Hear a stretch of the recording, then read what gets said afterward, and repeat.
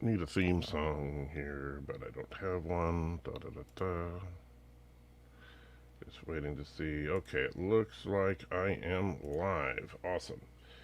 All right, so just getting things set up here, guys. Good to see anybody who is here, although I know that just started, so I can't see who's here as of yet. And let's see. I am putting the stream, as you can see, I'm putting the StreamYard link into the chat, but I am going to ask, like I always do on these Path of Exile streams, I'm not going to let anybody into the StreamYard unless I actually know you because of the trolls that we've gotten, or if you are in the game with me while we speak. So, and I see Monty was first in the house. Bradley is here. Sean is here. Says, yep, you're live, Jolan True. Jolan True, my friend. Indy Tiger is here, as is Mercer Create. So, good to see you all. We're pinning that, and then we can move this back over here for right now. And we'll do the old pop-out chat thing. I'm just getting all the housekeeping business taken care of here, so bear with me, guys, while I do this part. Put the chat, and then we need my dashboard so I can see if anybody super chats or anything like that, because I hate it when I forget that kind of stuff. And so sorry I did not do a live stream last night, but the reason, for those of you that may have noticed, the reason I didn't do a live stream last night is very simple. This is Mrs. Antrecher's birthday weekend. And so whenever, so for this weekend, whatever she says goes. And right now she is relaxing, and has just asked to have a nice quiet morning. And so with that, I'm going to do my usual live stream this morning. But my schedule is changing, so I want you guys to know about that too. So we'll talk about that briefly before I get into Path of Exile. Mercer puts in a $2 super chat. Thank you, Mercer. It says, Lore Reloaded doing a stream with Penske today. I don't know who Penske is, but good for him, I suppose. And so if I honestly don't know who Penske is, but maybe I should, but I'm just don't off the top of my head. But I hope it goes well. Penske podcast. Okay. Pesky podcast. Don't know them. And, but Lore, I mean, first of all, Lore is, I applaud his success here on YouTube, but it's so funny because he and I were neighbors, we're good friends, and then he's gotten YouTube famous, and so now I can't get a hold of the guy because he's so busy, which I understand, that's how it goes. But I wish him nothing but the best. Anyway, so as far as Path of Exile, I wanted to talk about, this is kind of going to be a how-to guide, and I still encourage you, if you have not, or if you've just been kind of, I don't know, I encourage you to check this game out. Number one, because it is completely and utterly free. I totally support what the creators of this game were trying to do. There are microtransactions in the game, but the microtransactions only affect your physical appearance. They do not change gameplay at all. And I'll show you some of my favorite microtransactions as we go through this build. The other thing is that, I was a beta tester for them, and their very concept was that they were tired of two things. One, they did not like what Blizzard was doing with the Diablo franchise. They thought that it was ruining the brand, and I tend to agree with them. Number two, that they, I'm right in the middle of something, Ray. Thank you, Mercer. And the number two thing is that they were tired of people basically nickeling and diming people to death with the microtransactions. And so they made a firm commitment from day one of the development of this game that they were under no circumstances going to make it a pay to win. And it isn't. You could drop thousands of dollars into this game in microtransactions, and it will not help you one bit as far as in the game advancing your character or anything like that. It just makes things look different. And I am totally down with that. And Happy New Year to you as well, Mercer. I'm so excited for 2021. I genuinely am. Not because I think that, 2021 is going to be the year that I win the lottery or something. Granted, that would be nice. But just that, look, all the crap, we made it through 2020. 2020 was an absolute train wreck of a year, and we are done with it. It is behind us. And I'll tell you, there's a couple of things I'm excited about that are coming up here in 2021. I'll tell you about that. First and foremost, so as an experiment, my employer is experimenting with different types of shifts to help people with work-life balance, as they call it. And this is going to be a big gamble for me. I'm not going to lie. This is a huge risk that I'm taking, but I'm going for it anyway. And that is that I will be starting on January 16th, I want to say. My schedule is going to change to where I will be working Friday, Saturday, and Sunday, 12-hour shifts. Now, unfortunately, there's an hour lunch in there, so it really works out to 11 paid-hour shifts. So that's only a 33-hour week. Now, the good news is 33 hours is enough to where I retain my full-time employee benefits. But it does mean 7 hours less pay per week. And that's a big risk because I will tell you, our budget is to the penny. If it was not for this YouTube channel, I wouldn't have a house because the YouTube channel literally pays the mortgage here. And the money that I earn from my employer, it's like we have a very strict budget as to what goes where, and it's going to be a big gamble to reduce the hours, particularly at a time that traditionally YouTube revenue tends to go down at the beginning of the year. So this is a big risk, but I also do have a little bit of a fallback position if I can't get anything done on YouTube. If I'm not making any progress right away, then I can volunteer for overtime hours to try and make up that 7 hours every week, and I will do so. But the idea is what I really want to do is to make it so that I can put more time and more effort into it. So with that Friday, Saturday, Sunday, 12-hour schedule, the nice thing is I will still be doing live streams Friday night. I'm going to have to move the Church Life live stream to Sunday night instead of Sunday morning because my shift is just too early in the morning to make that realistic.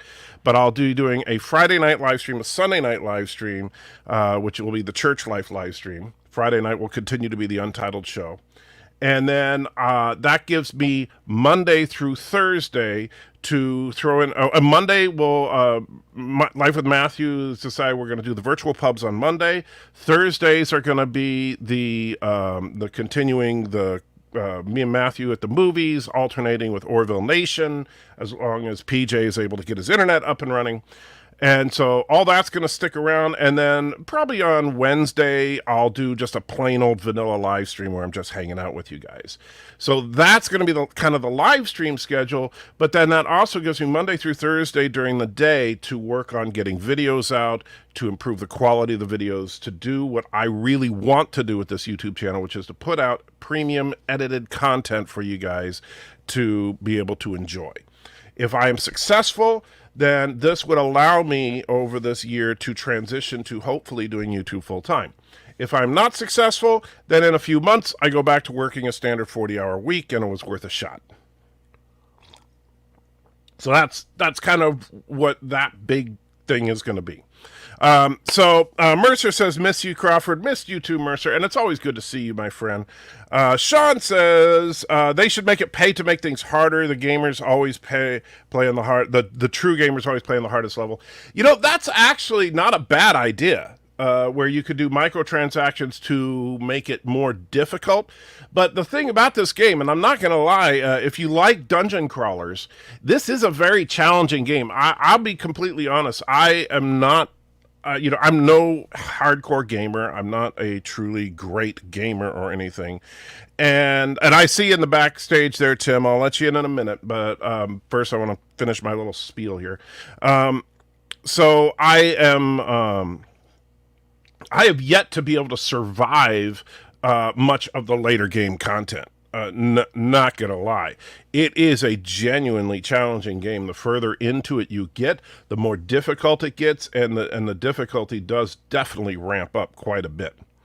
Bradley wants more Stargate reviews. You know, the nice thing is, Bradley, I'm gonna be. There's a couple of things I plan on doing. One series that I'm going to be starting, and I hope you guys will appreciate it, is going to be the cinematic masterpieces of crap, and talking about just really bad movies that are fun to watch. And because me and Matthew are going to be focusing in on those kinds of movies on our Thursday night live stream. So we started off our New Year's Eve special is watching Sharknado and Sharknado 2. So I'm going to do a genuine review of those films on the premise of, yes, these are crap movies, but they're fun to watch, and this is why kind of thing.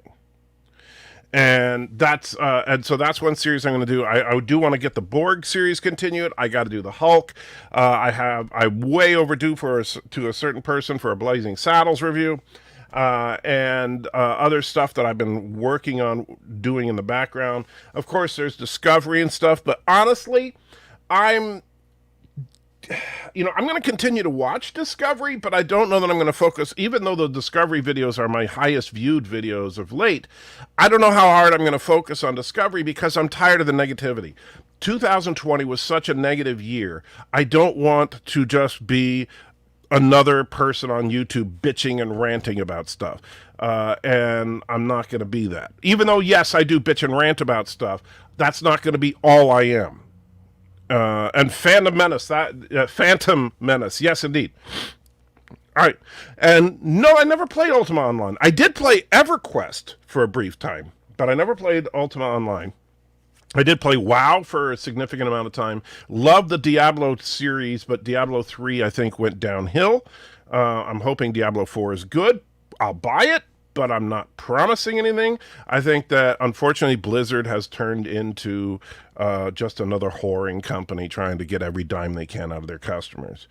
But the fandom, I actually want to do a complete Star Wars overview, similar to what I started to do with the Borg. I need to finish up the Borg, and I do want to do a complete Star Wars saga review from the first movie back in 1977 all the way through the last episode of The Mandalorian. All right, so, and by the way, Dan, I don't know about these rumors about Chris Pine knowing about Rogue Squadron, and don't care. I don't delve in rumor. Not my thing. And even if it was true, even if they had some kind of confirmed report and some actor was talking about the storyline of some movie, I don't care. I just want to see a good movie. And the problem is something on paper can, and I miss John Schnepp too. I know you said that earlier, Mercer. He was a great guy. It's sad that he's gone, but his legacy of the sweaty nerds will continue on, and the good-natured, loving of all things nerdy. And John DeMarco is in the house. Good to see you, John. And so, anyway, so that's kind of my 2021 in a nutshell. I want it to be I'm going to try to have a positive outlook. I don't give a crap how bad things have started this year. I mean, I know we ended on, just the worst year of all time. So at least there's a good chance. I mean, just rolling the dice. If you roll snake eyes, there's about a 99% chance your next roll is going to be better. So I'm hoping that 2021 is better than 2020. And Indy Tiger throws $20 into the chat. Thank you so much, Indy. I don't deserve it, but thank you. And says, Mortgage Money, I didn't hate the last episode of Discovery. There were still issues, but it had some good content.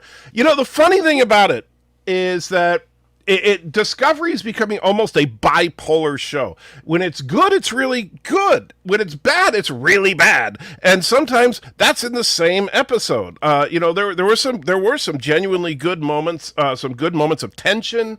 I like the thing with I can remember his name, but the Admiral from Starfleet and the leader of the chain basically negotiating over the idea of incorporating capitalism back into Starfleet or into the Federation. I thought that was an interesting dialogue, but at the same time, I thought that Michael Burnham single-handedly playing Bruce Willis and climbing through the ducts of discovery. And I mean, all we needed was ho, ho, ho. Now I have a machine gun. And then on top of that, we had in my opinion, one of the absolute dumbest things in Discovery, which is saying something. And it's not dumb because of the bad physics. There's plenty of that in Discovery. It's not dumb because it's cringeworthy dialogue. It's dumb because what they say and what they do are in direct contradiction. There is a shot in this episode where they're warping through whatever the courier route is to get to where Starfleet Command is. And as they're going through it, they're like, oh no, the wreckage of something is up ahead. There's no way we can morph the ship around that. And then they immediately morph the ship around it. I mean, like, instant. It's not like, oh, they forgot and it's a couple of scenes later. It is literally the next shot after they say it can't be done. They just do it, and it's never brought up again.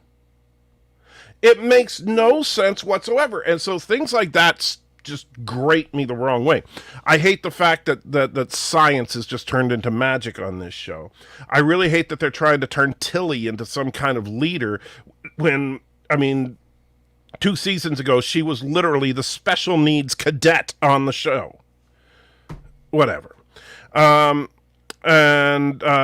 speaking of Bruce Willis, what do you think of The Fifth Element? I like The Fifth Element. It's a silly, silly movie. That may go on my bad movies that are fun to watch. Because I do think Fifth Element in its core is a bad movie, but I think it's a fun movie.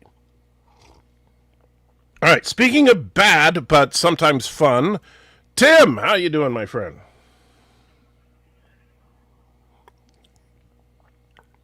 Don't hear you, Tim. I'm half tempted to flush the toilet as he lets me on. Kind of hear you.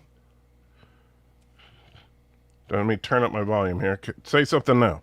Hi, everybody. All right. Hey, Tim. All right. So, you know what? I have not seen either Disorganized Crime or Hudson Hawk. So I'm not a huge Bruce Willis fan. I liked him in Die Hard. I actually liked him on Moon. Huh? Hudson Hawk was a great movie. No, never seen it. Don't know One of the anything few ones about I it. actually bought. But maybe it's because for me, and I don't know about you, but for me, I am, even though I enjoy almost any good movie, if I sit down and I'm watching a drama or a comedy or whatever, I can enjoy just about any genre of film. But if I'm going to go out of my way to watch a film, it's going to be sci-fi or fantasy. I think you'd like Hudson Hawk. Right. But you just got to remember it's dated. Very dated. As far as, like, dialogue. But I think the premise of the movie was pretty good. I won't spoil it in case you actually want to watch it. No worries. All right, so let me tell you, and you may find this interesting, Tim. So I have stumbled across what I think is a really solid build for the Templar.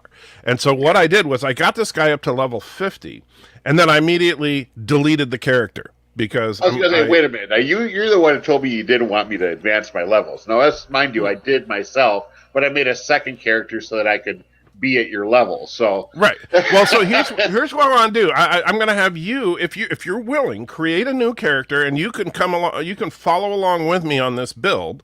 Now, granted, I didn't actually get the supplies together for 2 because I already have all my gems lined up as to what gems I'm going to need. I will tell you that the first attack gem that I use is Smite. But after, I think, around level 30 or so, Smite is retired and I don't use it anymore. I actually want to show you my Bree. I should actually log on to her for a second. Because I borrowed one of your gems. You know that Frostbolt that I hated so much? Yeah, you figure out a way to make it good? I don't hate it so much anymore. Well, that's a good thing, I suppose. I'll show you why, because my setup on it's kind of dumb, but it's pretty funny. Well, first, yeah, and let me get the Templar in here, and and I also know where I'm going to go with the passive tree experimenting around with it. And Cedric, thank you so much. Shows $10 into the chat. Man, you guys are too generous, but thank you, because I do want to pay the mortgage. Says the Gateway of Forever should have solved the burn on all of Starfleet problems. So the temporal Starfleet should have stepped in one way or another as they show they pop. Yeah, well, first of all, Carl. The Guardian of Forever. Yeah, and now he's like judging people, and he's sent so Carl sends freaking Giorgio back in time. Why? What right does he have to decide what way history's supposed to go? He didn't care when McCoy wiped out all of Starfleet in City on the Edge of Forever. So why does Carl care now? Reasons? Yeah. Dan says, at the end of season one, the actress who played Tilly was asked if her character was autistic. She said no, but it would be amazing if I could portray it correctly for people who have autism. Well, the funny thing is, though, is that honestly, they just said she was special needs. That's all they said in dialogue, and that she had problems with other people.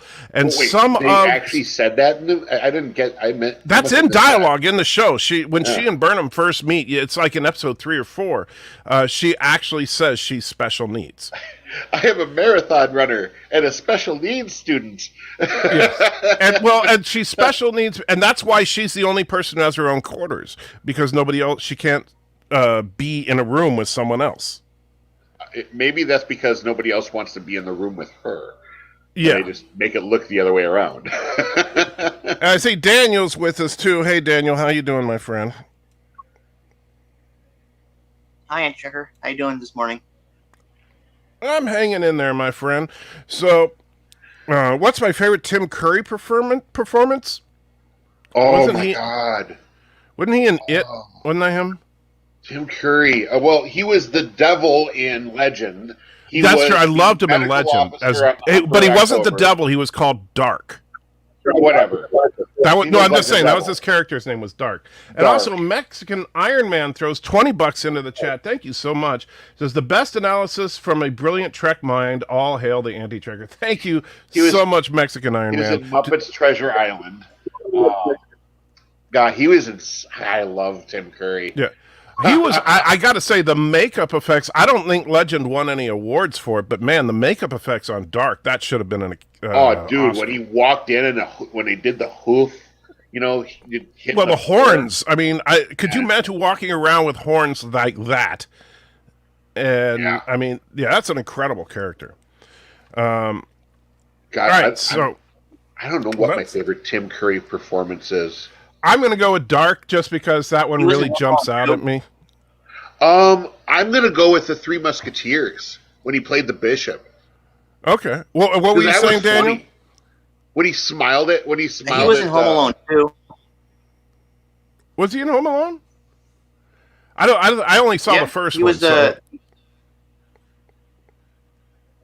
the head. He was like the head of the hotel. He was the head desk. Okay, I had no idea. I've only seen the first Home Alone film, and I'm not knocking the Home Alone films, just not my cup of tea. And no, Frankenfurter. I'm sorry. I think that Rocky Horror Picture Show Malfeas is quite frankly the most overrated film in cinematic history. I hate that film with a passion. I remember keep in mind, when I was young was the height of the Rocky Horror phenomenon, where there were midnight showings in every major city and town. And I was like, everybody was talking about how this is like the greatest film, and you got to bring all your props, and you got to know the lines and all this crap. And I went to see it, and I thought, this is what all the hype is about? This movie is lame. This movie wouldn't even make a decent stage play. I am done. And I walked out. Wait a minute. Are you making a new character? I told you I was. I thought I was supposed to. Well, yeah, because I'm starting at level 1, so I figured that, Well, why do I want to make another new character? Because I'm starting at level 1. So? So I'm not going to run around with you at level 30 or whatever. What are the characters I want to work on? Well, yeah, you know what? It's not like you have to delete the game. I know, but it's annoying. Well, get over it. All right, so anyway, I'm just heading to town right now. How would I have wrote Prometheus? As far as honestly, and I don't know how you guys felt about it. I think Prometheus got a lot more hate than it deserved. It was not a horrifically bad film. I actually liked Prometheus, and yeah. I also liked Covenant. So I think, well, I didn't care for Covenant that much because I didn't like the fact that they turned science into idiots. Because I'm sorry. Oh, look, it's a new planet. No one's ever stepped foot. Do we need to test the air? Nah. Do we need any kind of breathing apparatus? Nah. Oh, look, someone's sick. Do we need to worry about it? Nah. They were just complete idiots. And so I didn't care for that. But as far as Prometheus is concerned, the problem with Prometheus was not in the film itself as much as the promised sequel never really happened because people were just pissed off because they wanted an Alien prequel and they got this larger universe than they were expecting. Well, it doesn't really make sense to have if you're doing a prequel. I mean, where are you going to go with it? You know, I mean, we already you find out where did the aliens come from? An alien spacecraft. They were found. It was basically a horror movie in space. So It's like, you know, if you're going to do an origin story, you might as well make it interesting because they already established that the company knew about the aliens anyways. Right, they were sent to that planet.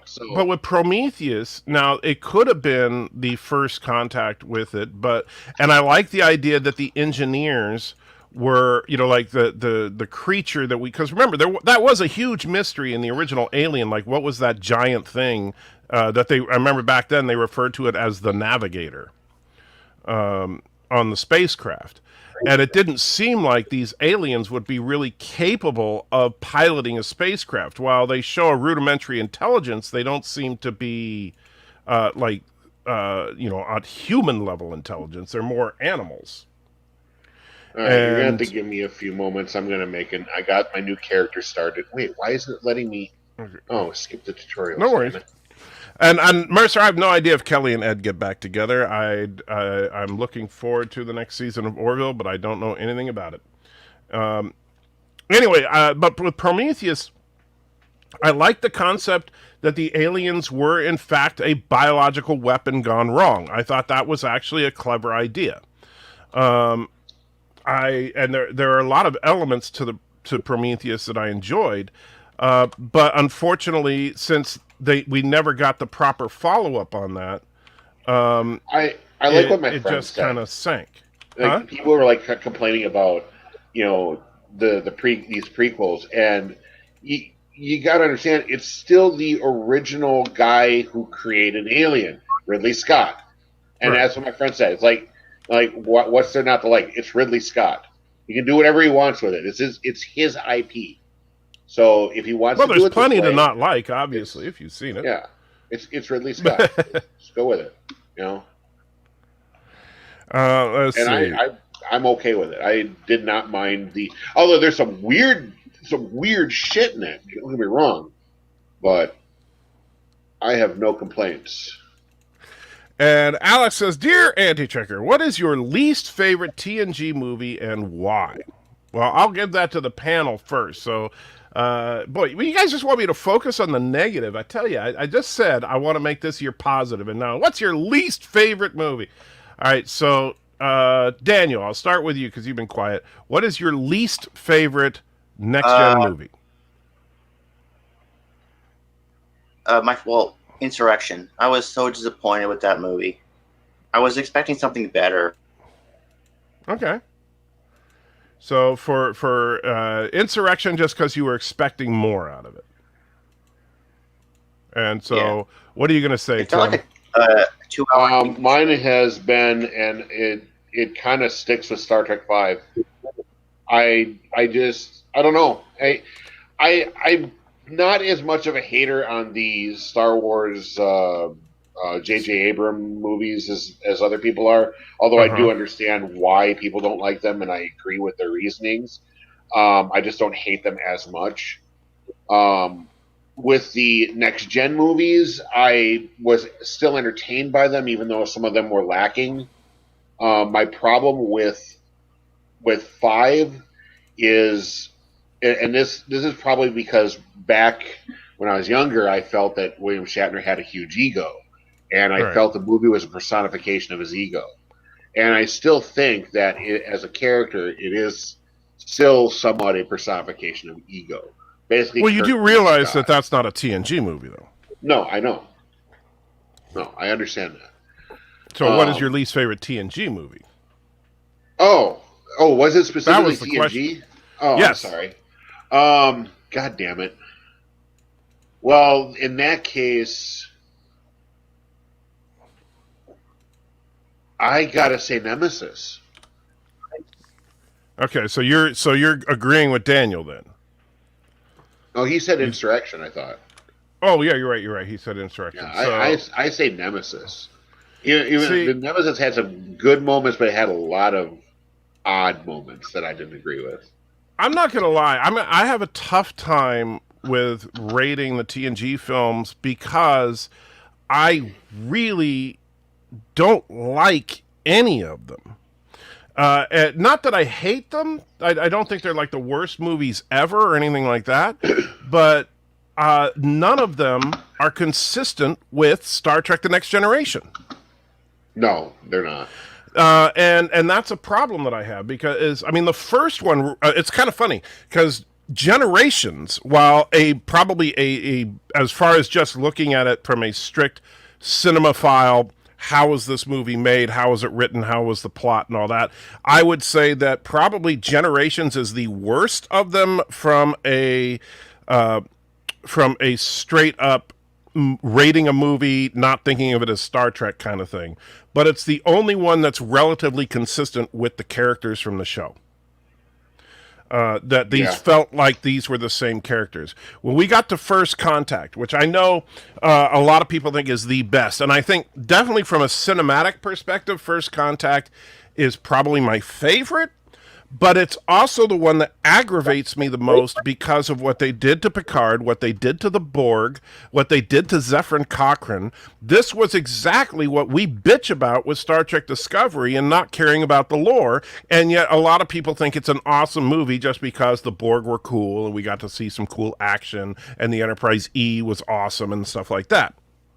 That's the thing too, is I agree with everything you just said, but I also enjoyed the movie. And I enjoy the movie for what it is. Don't get me wrong. But it's probably. But as far as what they did to the characters, that's what destroyed Star Trek. Right there was that movie. Oh, that's two-handed. Fuck. What are you bitching about? I was putting what I thought was a rapier in my hand. It was a two-handed sword. Ah, gotcha. So there you go. That's a very long, drawn-out answer to your question, Alex. But yeah. So Insurrection gave me some of my favorite collectible card game cards. So I don't care about your card game. But it was you fun. and your dang card games. I don't care. Damn right. You can love start doing live streams on your channel about card games. I don't care. I don't care that you don't care. Anyways. Anyway. I always thought that all right, First Contact was an evolution of TNG, because TNG was kind of like, I remember back in the 90s, TNG was really kind of boring. All they were doing was just sitting there talking. They weren't doing very much, just talking. Ooh. So First Contact just seemed like a step in the right direction. Well, here's the problem though, Daniel, and this is why I get upset about it. It's perfectly okay if you want to, like, for example, if you want to use the basic storyline of First Contact, I wouldn't have any problem with it. If you even, like with the newer effects on the Borg, didn't have a problem with. But when you turn Captain Picard and change him from an intellectual into freaking Bruce Willis, when you sit there, and that was a complete insult to his character. Could have been Captain Ahab. and that's not who he is. There's the Captain Ahab portion, and there's the because it's Captain Ahab until he breaks his little ships, then he gets better, and then he's swinging around on freaking conduits to Yep. Yeah. no, that's not Captain Picard. Captain Picard does not resolve issues with his fists. That's Captain Kirk. So I'm sorry, that's not the same type of character. Now, if you had that final fight in engineering with Riker doing it, I might buy it. But not Picard. And it just didn't make sense that Picard was the one to go into engineering and single-handedly take on the Borg with a muscle shirt. No. And then the fact that they added the Borg Queen. I think the Borg Queen was the worst thing that ever happened to the Next Gen franchise. It did make me scratch my head. It didn't just make me. It pissed me off. It straight up pissed me off because the Borg. What made the Borg terrifying was that they had no face. Right, there was no. The Borg were like a machine. You could not negotiate with them. You could not reason with them. They were simply going to assimilate you, and that was it. And they gave you the courtesy of telling you before they did it. Yeah. So that's what the Borg were terrifying until they introduced the Queen. I was petrified when Best of Both Worlds, the first episode. I was in middle school, and I was like, oh my God, I was so excited. I had a friend who didn't like Star Trek at all, and I was trying to tell him about it. he didn't have any desire to even hear about it, but that was like my excitement. Like, what's going to happen in the next season? Yeah. And now, the Borg. Malfi says, what favorite underrated sci-fi series that deserve more love? That's an easy one for me. And that is Space 1999. I was just saying the exact same thing. Space 1999 was, unfortunately, the first season of Space 1999 was epic. The second season of Space 1999 was silly. It dropped. And I think that thing that torched me the most is in the first season, they had such a beautiful set for the station, for the bridge, like the command center. It was this nice, big, spacious area. You had the commander's ready room was like this sliding door, and it had like big canopies. Yeah, his desk would turn around and all that. And it was cool. It was the neatest set. And then season 2, they're in like the Defiance Bridge. It was like, well, in season 2, unfortunately, they brought in the character of Maya, who was the shape-changing alien. They did all this wacky stuff. It basically turned into Doctor Who on the moon. Some of the characters just disappeared. They just gone. What happened to them? No story, no resolution to it. I guess since you picked that, I'll pick a second one. Space Rangers. That was back in the 90s on, I believe, NBC. And it was it was one of the first shows that used CGI as a backdrop, very similar to Babylon 5, but it had a real simple plot. It was basically you had these interstellar ranger corps that would go out and just police the galaxy. And if I remember correctly, the captain's name was Captain Boone.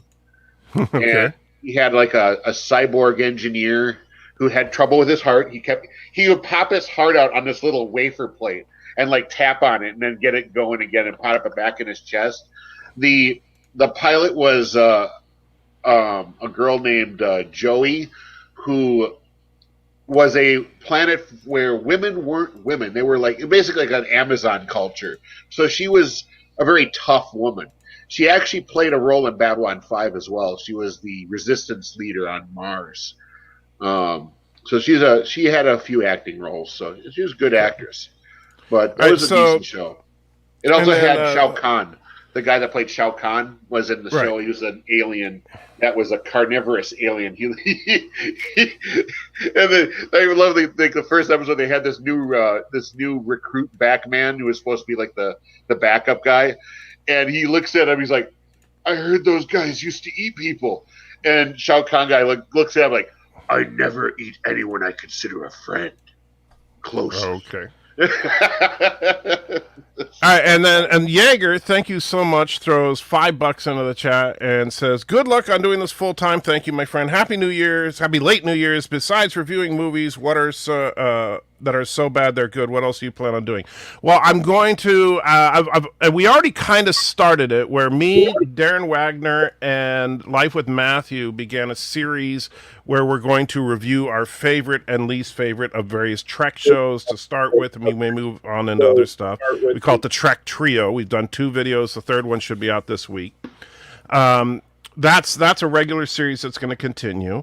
I want to talk this year about what really made us fall in love with these franchises in the first place. Rather than just bitch and whine about what they've become, let's remember why we love them in the first place, because then we can have hope for the future instead of just being pessimistic about what they are. And because I don't think there's enough of that right now. And even I'm also want to I'm going to go out of my way to blur the line between the quote-unquote fandom menace and the quote-unquote We Are Starfleet crowd, because both of them are full of crap, in my opinion. There's a We Are Starfleet crowd? Oh, yeah, you haven't heard about them? They're basically the anti-fandom menace. Oh, criminy. So, whatever. Like, Ketwalski is part of the We Are Starfleet crowd. Ketwalski is part of We Are Starfleet? Yeah. I didn't know that. Ketwalski's part of Starfleet.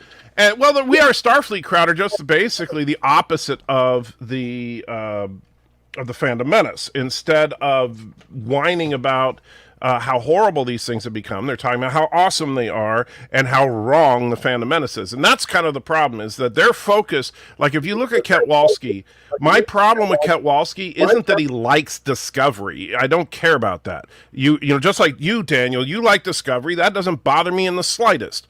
What bothers me is his constant unrelenting attack and degradation of people in the Phantom Menace.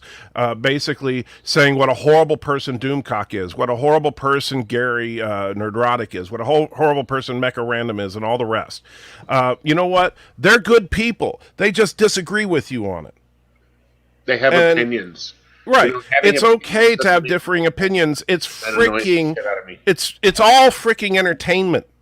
And so it's really okay if my entertainment is different than your entertainment. You know, if you like, like I think Braveheart is one of the greatest movies ever made. You think Braveheart is trash. That's okay. You know? I gotta get the DVDs of that. So mine are still on VHS. You have Braveheart on VHS? Yeah, I still have a few movies on VHS. And I still have a working VCR. What were you starting to say, Daniel? Yeah, my mom got Braveheart. My mom got Braveheart a long time ago. She wouldn't let me watch it back in the 90s. She wouldn't let me watch it because she was like, oh, it's too violent. But I watched it. It's a very violent film. Years later, and I loved it. People's skulls getting crushed open. Yeah, it's pretty up there. Yeah, Braveheart is one of those R-rated films that is, I mean, it's a beautifully done film. And the thing I like about it, and this is what we miss in Hollywood today, it used to mean that R-rated just meant that the content was a little too much for kids. Now R-rated means gratuitous sex and violence. You see in Braveheart, you see people's heads get cut off. You see people's heads get smashed in. You see arms getting cut off. You see axes to the chest. You just see all sorts of gruesome violence, and none of it is gratuitous. There's another one that's similar to that. Another Mel Gibson epic. The Patriot was another one that and I think the Patriot isn't quite at the Braveheart level, but it's a solid film. It's great, but I was watching those cannonballs like taking people's legs off. I'm like, oh, whoa! Yeah. and so let's but it's perfectly okay that we have differences of opinion. Let's celebrate what we love, and we can even argue about what we love more. Why do you like Picard more than Kirk? Why do I like Kirk more than Picard? Let's get into that conversation instead of just, why is Kathleen Kennedy a horrible person? Why is Alex Kurtzman a horrible person? I'm tired of that. You know what? It's done, okay? I understand they've done some things that we don't like for the most part, those of us that don't like the newer stuff. But at the same time, that doesn't make them personally bad people. It just means they did some stuff we don't like. Look, I don't give a crap about Warhammer 40K, and yet Tim's up here every week bitching about how awesome Warhammer 40K is. Well, whatever. Actually, I don't. I'm actually, dude. I okay. Or Gundams or whatever your thing is. I was a 17-year player of 40K and fantasy, and I have purged myself of most of it because the company is shit. The game is turned into shit. And I can't deal with it anymore. I'm tired of spending thousands of dollars updating an army for 2 years. It's ridiculous. So no, I'm not a. Wait, you spent thousands of dollars in 2 years? Well, okay, not exactly. But when you want to build a competitive army for tournaments, you're going to spend a couple $1,000s on it because it's all plastic models that you have to paint, and then their paint products are ridiculously overpriced. To put in retrospect, why don't you just get yourself a 3D printer? Good point. But at the time, those weren't really readily available. They were still a new thing. So. No, I'll tell you, something like the Elgu Mars would be perfect if you're into miniatures, because you can print a couple of miniatures at a time. It's a low-cost printer, and the detail level is phenomenal. Now, here's the thing, though. Games Workshop, during their tournaments, they're very particular. If you don't have 75% of your army is actual Games Workshop plastic, and if they find out you didn't paint it with Games Workshop paint, you're ejected from the tournament or you're disqualified. Okay, well, that, in my opinion, is something we like to refer to as bullshit, because that's just a way of them trying to make more money. Yeah, absolutely. You know, it's like they used to have players. If you know, there's like budget players out there. I was a budget player. I would go. This is back like in '97 to build my skeleton undead army. I went up to the cities and found a shop that was selling Ralph Partha miniatures.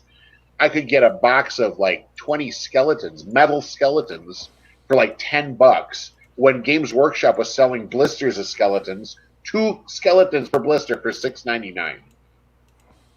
You know, oh God, I'm so glad I'm out of that game now. That sounds crazy. Anyway, so back to the chat for a minute. Rambling Canuck is here. Good to see you, my friend. Back to the game. Richie says, Happy New Year's. Happy New Year's to you, Richie. Alex, what's your opinion of the live-action Hobbit movies? What would you have done differently? Honestly, I think the first one was an excellent film. I think the problem with the second two was simply that they were afraid of making it feel too much like a kid's film. But The Hobbit is a children's book. And like they toned back on the dwarves singing and the dancing and the silliness of it, but quite frankly, they should have embraced it. I think that the first one was great, and the second and third one would have been better had they just stuck to that formula. And let's see, Space 1999, one of my guilty pleasures. So is Buck Rogers in 25th Century. Both took wrong turns in their second seasons. Agreed. Buck Rogers was fun in the first season when they were trying to take it seriously, and then the second season it just completely fell apart. What did I think of Andromeda? Never saw it. And Richie agrees we should. Let's celebrate what we love about our beloved franchises. Indeed. Would you mind if Star Trek portrayed the Borg like the Necromongers in the Riddick race? What are your thoughts on the Necromongers?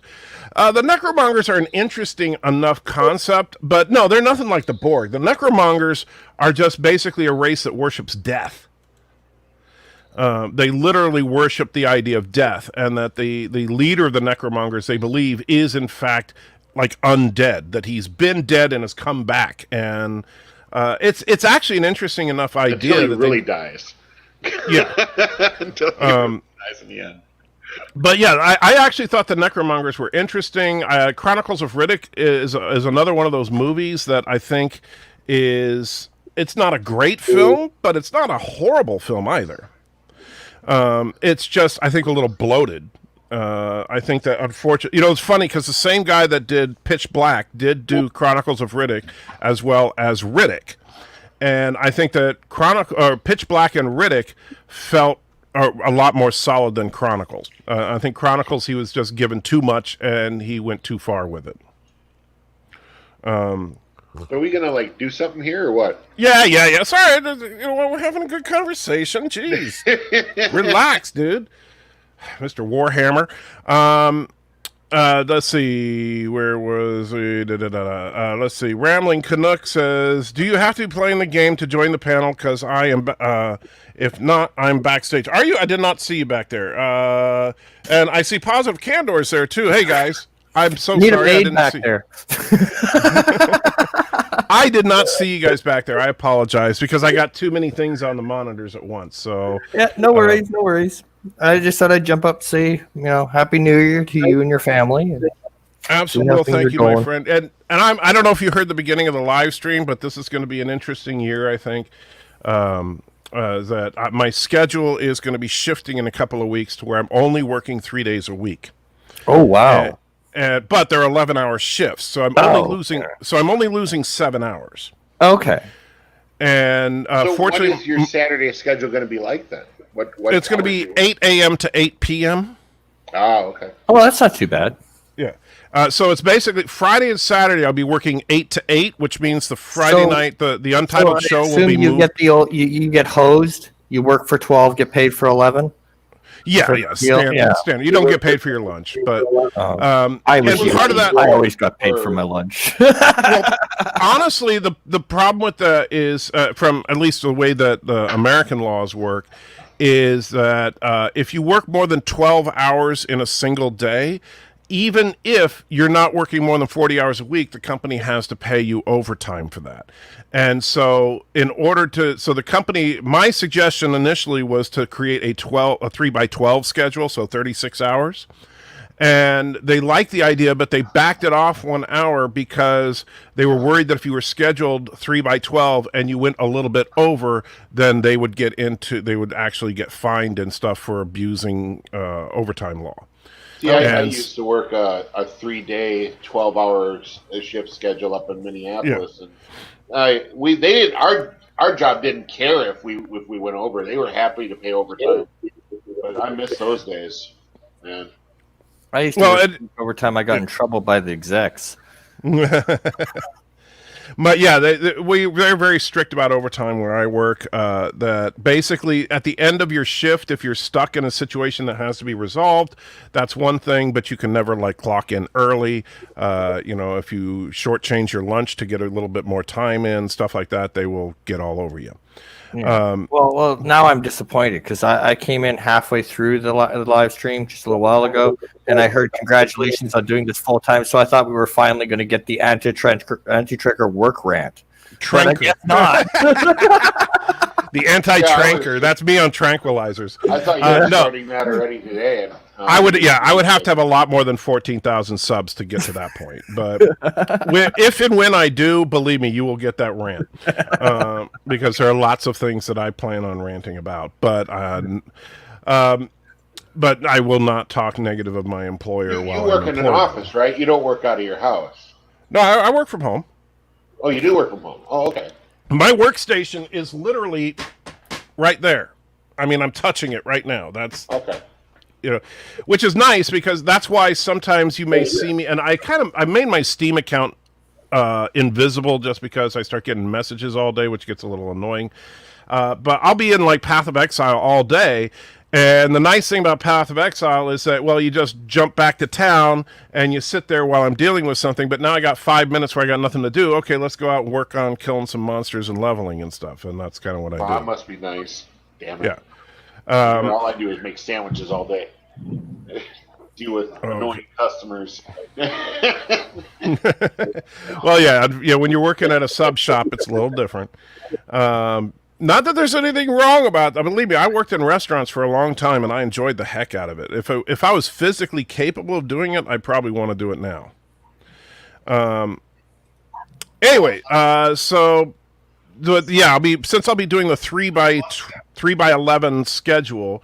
I'm going to try to dedicate lots and lots of time to getting more YouTube stuff done to make up for the loss of the 7 hours per week. If I don't make up for the loss of 7 hours per week, then I will be working voluntary overtime as much as possible to make up the 7 hours. Gotcha. That's the basic plan, anyway. Richie asks, aren't 3D printers still expensive? Well, you can get a small form factor resin printer for under $300. And so that's why I'm saying, like the Elegoo Mars, something like that. If you're looking at printing miniatures for gaming, those kind of printers are perfect for that. And there's a million free 3D models you can download off the internet from like Thingiverse and stuff like that. And let's see. Do you have to be playing? Oh, yeah, that's a rambling. I already read that. Even though season 5 wasn't as good as the others, I love Babylon 5. Still good character story arcs. I like Babylon 5, but I don't think that, people were saying underrated. I don't think Babylon 5 is necessarily underrated. Babylon 5 gets a lot of love. There's a plenty of big fan base for that show. Mm-hmm. When you talk about Space 1999, though, most current fans of sci-fi don't know what you're talking about. Right. And let's see. Oh, and Captain Trek is here. Hey, Captain. I got a really nice model of an eagle a while back. I don't know. Did I ever show you that? What? One of the eagles from Space 1999? Yeah. No, a buddy of mine sold me a model of it, and I can't bring it up now, but that's all right. But yeah, I took it aside and repainted it. Did some of my Gundam modeling techniques on it. It looks fantastic now. It sits on my shelf, right in front of a Gundam style. I mean, Space 1999 originally. I think besides the original Lost in Space, were basically your Monster of the Week episodes, basically. And Yosef puts in €2 and says, this is a Kurogan 7 hours earning. Sources say so. Well, it's funny because I actually picked, there were several of these 3x12 schedules, and the least popular, of course, is working through the weekend. Most people want to have weekends off. And so I got my first choice on the schedule, which was to work the Friday, Saturday, Sunday. And part of the reason for that is our company pays a 15% shift differential on Saturdays and Sundays. So that will help make up for the loss of the 7 hours. Yeah, exactly. So that's, because that'll make up like 2.5, 3 hours worth of it. So with a little bit of luck, I'll be able to squeak by. So I guess you were obviously not a fan of Maya in the second season of it. No, I thought that as conceptually she's interesting enough, but honestly, I don't think it's Maya's fault. I just think the second season of the show just turned into Doctor Who on the moon. You had your basic. They got rid of the one doctor, right? Yeah, the main doctor, the dude. Yeah, the guy doctor. Yeah. Yeah, and he was actually, I liked his character. Obviously, but obviously not Dr. Or Barbara Bain and Martin right. Landau, obviously, but But you see, I think the problem with Space 1999 is that the first season was like a survival horror show. Yes. Because, oh my God, we're on the moon. We have no resources. What are we going to do without the Earth to support us, right? And that's that's what it was about. And then season 2 just became, the moon's a spaceship, and we pass by different alien worlds every couple of days. And it's like, how is it that they, how's the moon moving like at 300 times the speed of light? Yeah, right. That's my first question. How does that work? How are they finding so many random, alien cultures and alien, races and stuff? Right. Dr. Alex is here. Says, the main doctor you called. Good to see you, Dr. Alex. Yeah, the main doctor on, we met on Space 1999. I forget what his name was. Which was a BBC show. So, and I'm sure Dr. Alex is fond of that show. But and that's the thing. The moon traveling through space like that is absolutely ridiculous. What I think would have been, and like if I were to reboot the show today, obviously you wouldn't call it Space 1999, but let's say you called it Space $21.99 or whatever, right? Yeah. And so, or $20.99. And so we got a moon base due to a problem where they were storing, and I actually kind of like the idea, even though it's silly, where they were storing all the atomic waste and then it exploded. That's not how atomic waste works, but whatever. Yeah.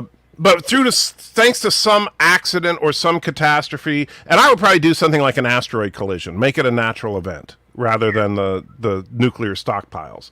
Yeah. Thanks to an asteroid collision, it knocks the moon out of Earth's orbit. Mm-hmm. So now the moon is careening through the solar system, and your entire series can just be about that survival bit. And you don't have to go to weird alien planets. If the moon is literally flying off course out of the solar system, but it's going fast enough to where there's no way to realistically shuttle people from the moon to the Earth, what are you going to do? What if it goes through the rings of Saturn? Right. Well, and that would be, yeah, but that would be months, if not years down the road when that would happen. Right. So you don't make it so the moon is traveling at warp 11. You make it so that the moon is traveling at the speed that the moon travels. It just got slingshotted off of Earth. Or it could put it into a different solar orbit. So the moon would go into a trajectory that orbits the sun on its own. So it becomes right, and they could try to figure out a way to make it so that they could eventually rendezvous back up with Earth or something. Or at least they're in range of Earth that they can still communicate. But then, because the orbit is so odd, it'll intersect with the other planetoids. Like I said, like the rings of Saturn or something. Cause some massive catastrophes that they have to deal with. Right. I would actually, I think that a realistic Space 1999 reboot could work.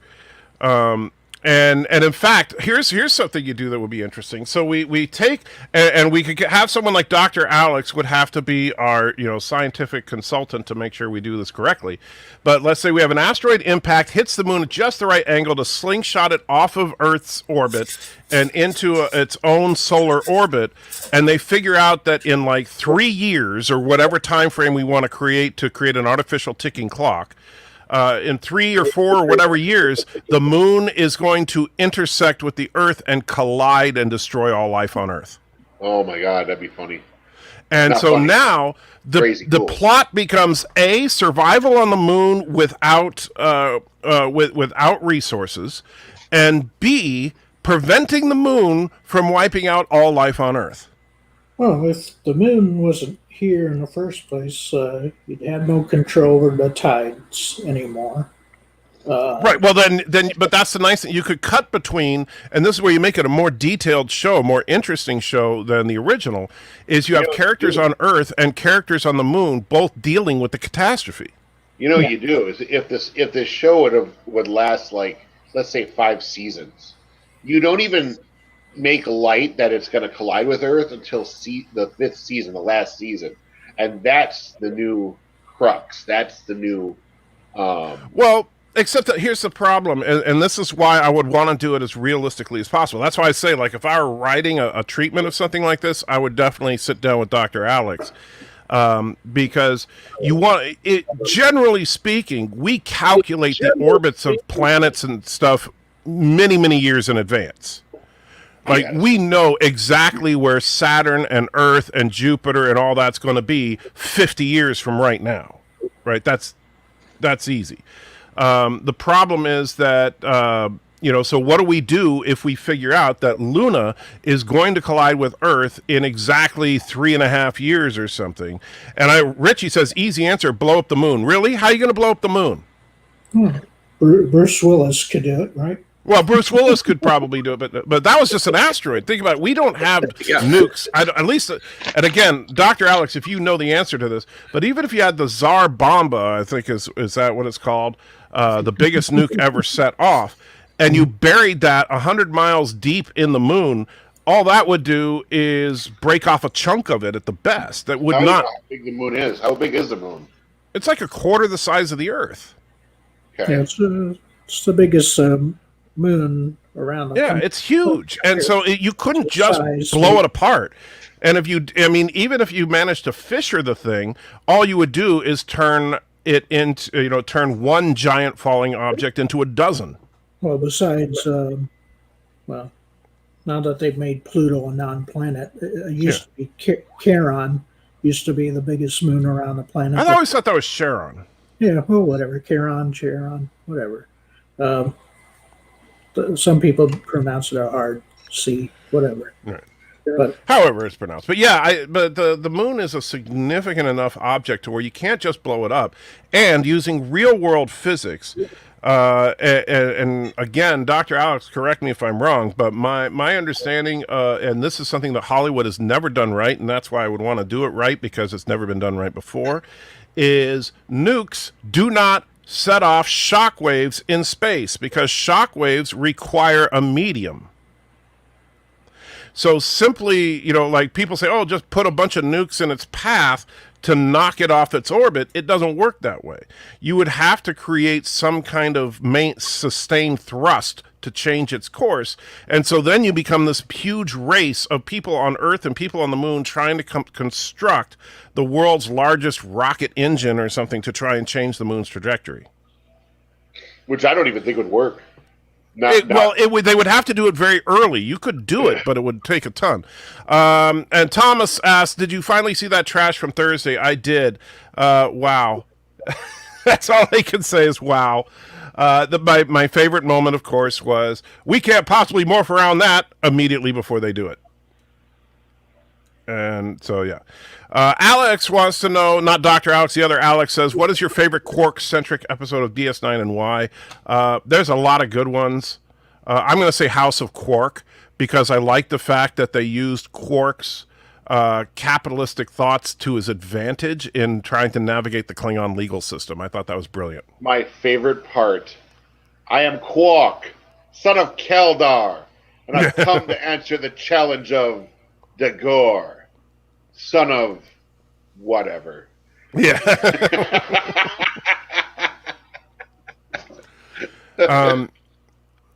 Yeah, and Dr. Ox says, yeah, once the new trajectory is known, we have a pretty good idea of how things would be for some time, but with something the size of the moon, it might not work. Well, that's why I think that in early episodes, if you think about it, Doctor, I mean, if we look at what kind of people would you actually have on Moonbase Alpha, right? Mostly scientists and engineers, right? Yeah. Because that's pretty much going to be your entire population there. They have pilots too. Well, yeah, and the pilots for the Eagles. But that's like what, 10, Well, and that's the other thing. I mean, by the way, that's another problem with Space 1999. By season 2, they had like 180 Eagles. Yeah. So they only like 3 pads, maybe some underground hangars, for a couple more, but and that's so let's say you have 10 Eagles. Yeah, so you have crews, so that's 20 crews because each Eagle has a pilot and co-pilot. Right. And so then we have a few dozen engineers, a bunch of research scientists, and that's basically your population on the moon. And then meanwhile back on Earth you have your mission control people that are mostly scientists and engineers, and they very quickly figure out, I mean, I'm sure if the moon were knocked off its course, every mathematician and scientist on the planet would be trying to calculate where it's going. Right? Yeah. And so it would not I don't think it would be more than a few weeks before we would figure out that, holy crap, in 3 or 4 years it's going to collide with Earth, right? Once they have that figured out, now the clock begins. Well, not only that, but if you're also focusing on the Earth, everybody who involves the tides are going to be effed. Yeah, that moon moves. Well, you have on the Earth side of the show, you have all your emergency evacuations of coastal regions. They did address that in the show. In the original show. They did. They touched on it where they just got like radio transmissions that things were crazy. Yeah. But I'm saying we split the show so that half the show takes place on Earth while they're trying to recover from the catastrophes on Earth. The other half is on the moon, and where they're trying to figure out a way to save the Earth. And then by the end of season 2 or 3, they start communicating with each other so that they're trying to figure out a way to jointly save the Earth now that they've built up seawalls and stuff to protect because of the tidal problems, and bracing, building larger seawalls, bracing for the sudden if they're successful in getting the moon back into orbit around the Earth, a sudden tidal influx would create huge tsunamis and stuff that they need to be braced for. You know, and then where the fun ensues from there. And I got to say, Richie, I think the Eagle is one of the best designed spacecrafts in science fiction. Love the Eagles. They looked real. That's what I liked about them. Those look like ships that could really work. Yeah, yeah, they look like did you something like would the actually- different? You like the different versions as well. I think. Well, the thing I liked is that the framework was the same. They just changed the cargo section in the middle. Right. Yeah. Right. So, or actually, the pilot pod was used in different versions too. Yeah, Because there was right. in the first episode, they had that right. It was a modular Interstellar. design, and I think a very clever one. They And made so, an Interstellar Explorer that had the same module for the cockpit. Malfi says one underrated sci-fi series I like is a dark comedy called Lex. The main ship in Lex is like a bio ship that looks like a dragonfly. I remember the ship. I've never watched the show though. You could say it looked like a dragonfly. Yeah. There's one other thing you could describe it as. Okay. And based on the nature of the show, I think anyone would understand what I'm talking about. By the way, where are you right now, Karogan was Finesse? Right here. Oh, is that you? Okay, yeah.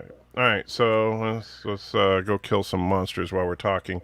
Darth Maul thinks Les looked like a penis. There you go.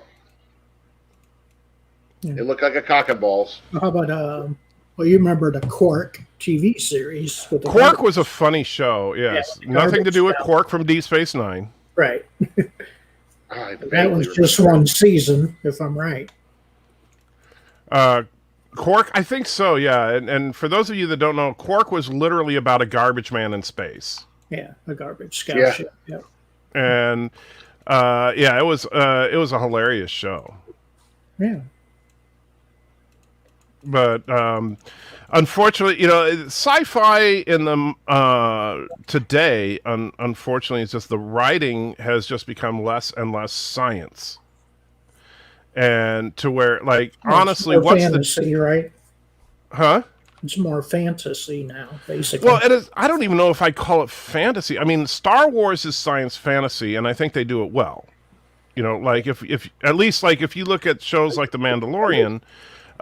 Nothing about The Mandalorian flies in the face of other Star Wars lore. And in fact, in many ways, it supports other Star Wars lore that prior got no love. Things like, you know, the Clone Wars and stuff. And so, you know, I don't have a problem with that at all, but because it's consistent within its universe. But you look at Star Trek Discovery, and and it's like, what does this have to do with Star Trek? Yeah. I mean, yeah. The only reason it has to do with Star Trek is just that it has Star Trek in front of it, basically. Right, it's in the title. Yeah. And but it feels, I mean, because in Star Trek prior to Discovery, it was always you know, granted, I know that the physics don't add up, and when you look, especially on Voyager, you listen to some of the technobabble, and it was just laughable. But at least they made it sound like something that could be real. Yeah, but just remember, now the Admiral in Star Trek Discovery gave us the ultimate answer for when somebody says, "How is Discovery?" It's not bad for shit. Ah, shit. That's true. That is, I'm gonna have to. I mean, use the that Admiral. clip. I've already got it cut and captioned. It's in my StreamYards as a clickable button. Yeah, I'm gonna have to do that. I think. It's not bad for shit. I mean, But you know what the problem is that no, I think it is bad for you know, it Discovery.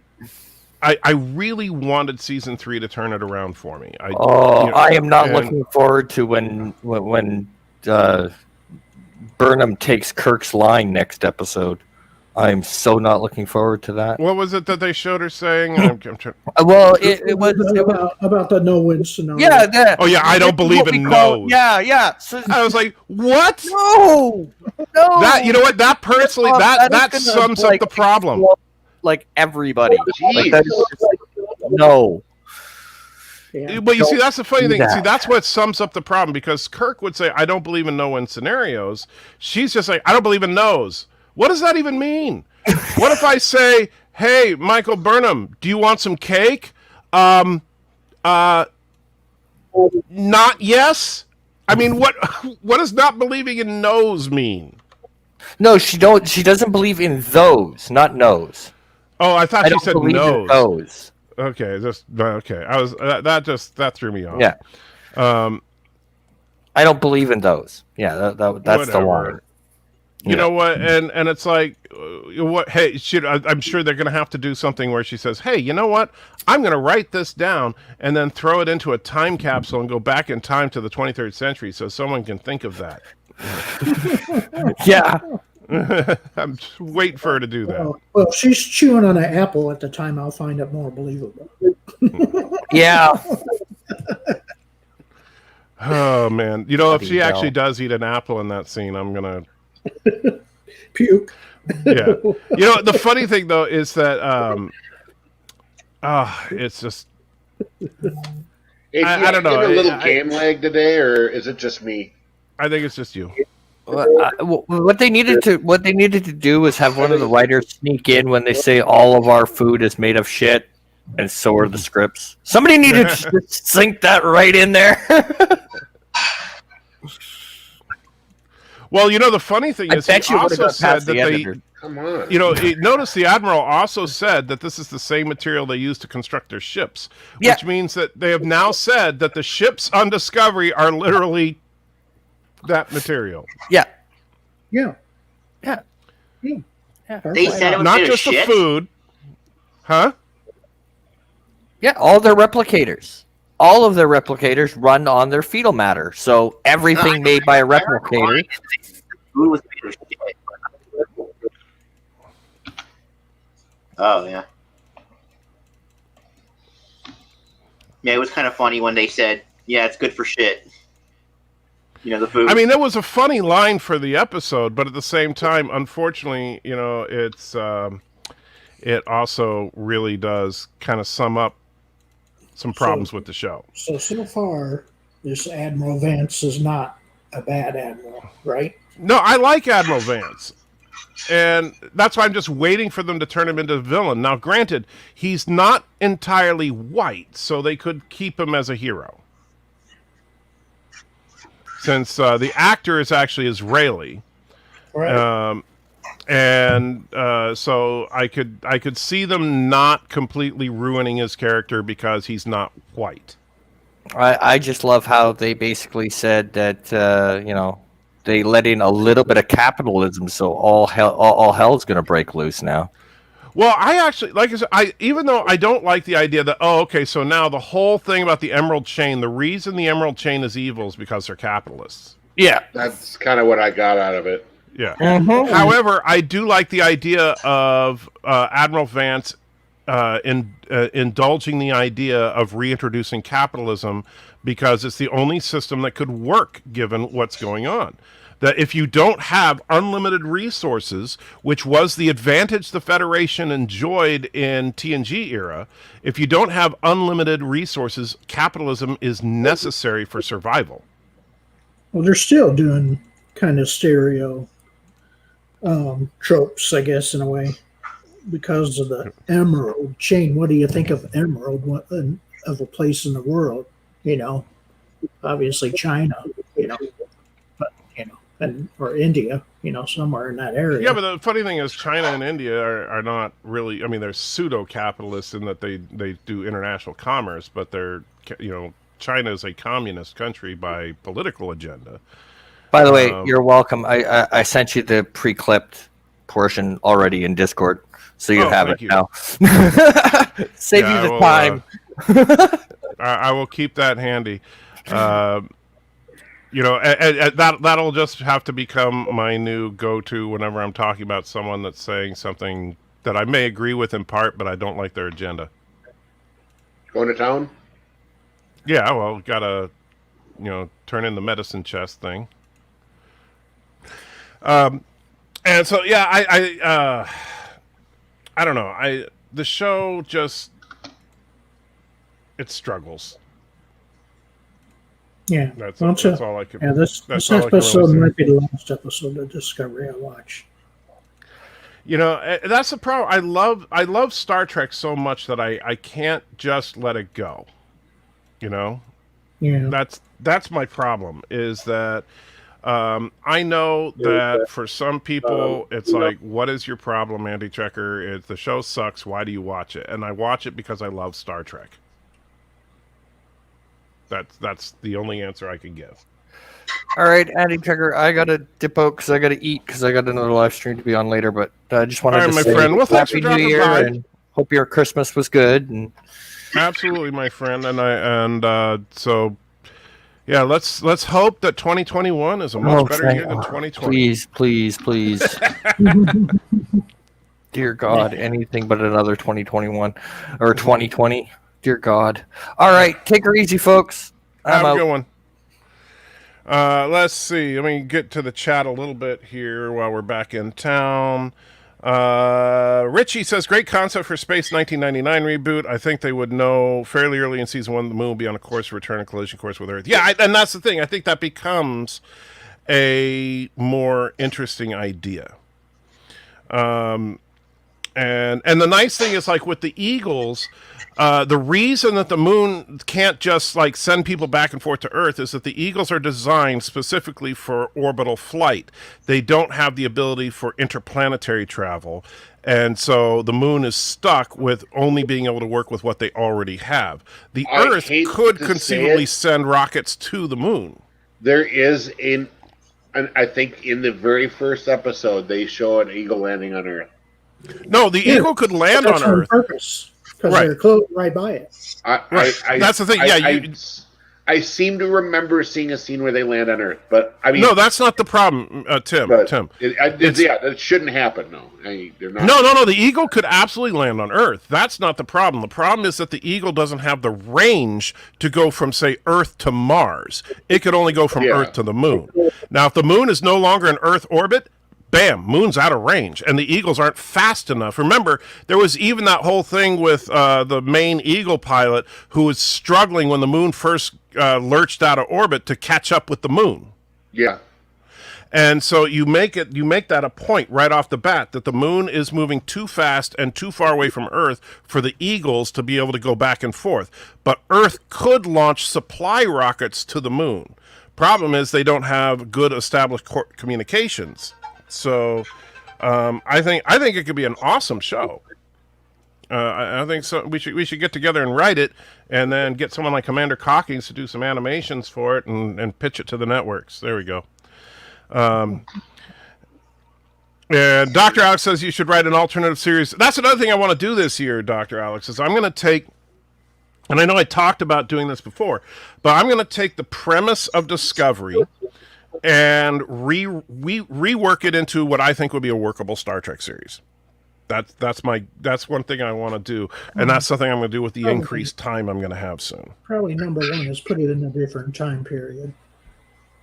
Well, I think that Discovery will, it'll be a post TNG show,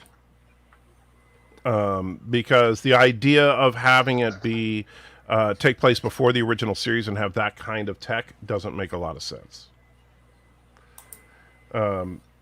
Let's see here. I'm trying to. It's so hard to try and play a game and talk about different things at the same time. How do you feel about Lower Decks? Then is it similar in feeling? I liked Lower Decks, and I know that a lot of people on this panel are mixed on it or hated it. So I don't want to pick a fight with anybody, but frankly, I enjoyed the show. Doesn't bother me at all. Right. Is it canon? I understand. I'm indifferent to it. Is it canon? That's a good question. Don't know. They have not as of right now. Because keep in mind, the only thing on Lower Decks is its own self-contained show, and so is it canon? Well, if and when, like, let's say, here's a great example. At the end of one of the episodes, we saw the distant future in which there was a monument created to Miles O'Brien, who is considered the greatest officer in Starfleet, or the greatest enlisted man, at least, in Starfleet history. And so, if, for example, they go and find that monument in Discovery, well, they just canonized it. I mean, Riker was in the final episode of Lower Decks, so Right. But and so like honestly, and I said this, I still would, man, I would pay serious money for this. Honestly, and look, if there's anybody from Viacom listening right now, do this, and you will win over, I think, a lot of people. And that is, take what you had at the end of Lower Decks season 1 with Riker and Troy on the Titan with Boimir as the navigator or ops officer or whatever the heck he is, and then you make a live action series out of that. You take that last episode, because if you haven't seen it, the guy that plays Boimir is the same guy that plays the nerdy character on The Boys. He looks like Boimir. Boimir, however you say his name. And so you could absolutely have him play that same character in a live action series. And so you do it. You make a Titan series with Riker as the captain, Troy as the counselor, whatever the heck she is, and Boimir as the navigator. You bring in a couple other characters, and bam, you have a series that could actually be a fun romp in the Star Trek universe. And I know that Jonathan Frakes would be down for that, because he seemed to be having a blast every time he gets in front of the camera. So get him there. You'd keep it as a cartoon as well, right? You could keep it as a cartoon, but I'd rather see it as a live action series. I'd rather, you know what? Let's bring back fun Trek. You see what I'm saying? Yeah, they were going to. Yeah, I wish. Yeah, I see what you're saying. Yeah, I said I wish they would do it that way. But No, Daniel started to say something, and I know Daniel's the supporter of Discovery, so I want to hear his opinion on this. They were going to do, a while back, they were going to do a Titan TV show with Riker, but it was going to be a sitcom in space. Mm-hmm. Well, if you look at Jonathan Frakes, I think that works. Yeah. I mean, and keep in mind, sitcom, and I know people get the terminology confused, but sitcom doesn't necessarily mean yuck, everything is silly. It's a situation comedy, right? And Darren Wagner actually very expertly talks about the trouble with Tribbles is a sitcom. And what that means is it's comedic not because of the characters, it's comedic because of the situation those characters are in. And so if you look at Trouble with Tribbles, Kirk, Spock, everybody else on the ship doesn't do anything differently than they would do on any other episode. It's just they're in a crazy situation with these stupid Tribbles. Yeah. Because usually when people think of sitcoms, they think of Seinfeld. Yeah, well, they think that like Seinfeld is a character comedy. It's not a situation comedy. In fact, the situation of Seinfeld is we don't care. It's just whatever, random things. It literally the advertisement of the show is it's about nothing. Right, just show about nothing. And so it's the opposite of a sitcom. But a true sitcom in space, a true Star Trek sitcom show, could be a semi-serious show, which is exactly what we had in the original series, in TNG, even in Deep Space Nine. I know some people don't think about it, but Deep Space Nine has some hilarious episodes. The Magnificent Ferengi, House of Quark, there are some really fun episodes in Deep Space Nine.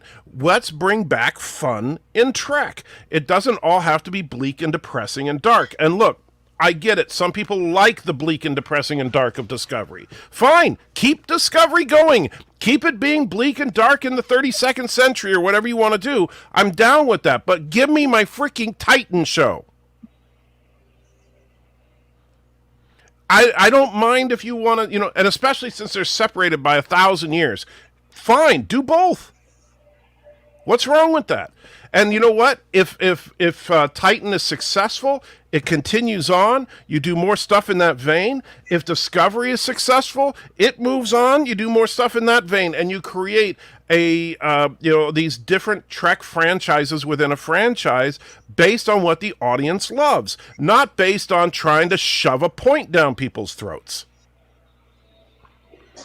And that's what shows used to do. Networks are supposed to be creating entertainment that the fans want to watch. They're not supposed to just try to shove an agenda down their throat every week.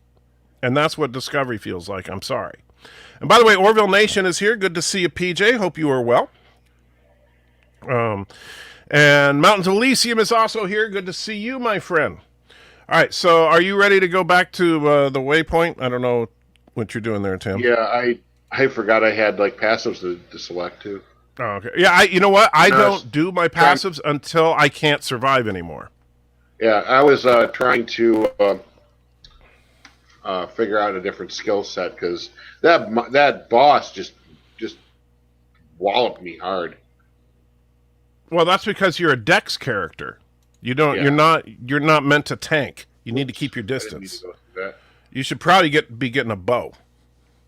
PJ says, "Good to see you." Well, you know, PJ, if you're able to, I don't know what your internet situation's like, but if you're able to, the link is at the top of the chat. And I'm sorry, I know that there was someone in the backstage, but I didn't know who you were, and so I got to be careful because I've had some trolls come on the show and say some things that could very easily get this channel in trouble. I'm not going to take that chance. So if I'm not 100% sure who you are, I'm not letting you on the stream. Please don't take it as an offense. It's just because I have to be careful. You know, all the people that I have on right now, I know these guys. And this character's tree, and with the exception of Tim, I trust him. Thank you. This character's tree is a Dex and Strength build, not an Archer support. So bows would not be. Well, a good idea. I've played him a little bit. He makes a good archer. I think he's a better archer than he is a fencer. Huh? None of his skills have any archery. None of his passive. You just got, just like if you're doing the Templar and going towards magic with him, you move up into the Dex tree and you'll see all the archery. Oh, okay, I see what you're saying. Yeah, I guess he could. Yeah. Oh, well. That's how I think he makes an excellent ranged fighter. I don't think he's good up close because he just doesn't have the toughness. Well, I was going to get my fan of knives skill, but I didn't see that, which is kind of frustrating. Piano Dean is in the house. Good to see you, Dean. I'm surprised you're awake at this early hour of 1 o'clock because, you know, making money on New Year's. I thought Tim was a troll. Tim is a troll. But I don't mean that in the internet troll kind of thing. I mean, like, for Tim is, if you picture the living embodiment of a troll doll, that's Tim. That's what he looks like. Oh, he's got long blue hair, sticks straight up. You have the mud flats? Okay. Yeah. Okay. I was looking at my skill tree. Oh, you're dual wielding, huh? Yeah. I prefer. See, I prefer. I'll tell you. Look at that. I love this guy. Just crushes. Yes, we know you like your big stick. Whoa, walls.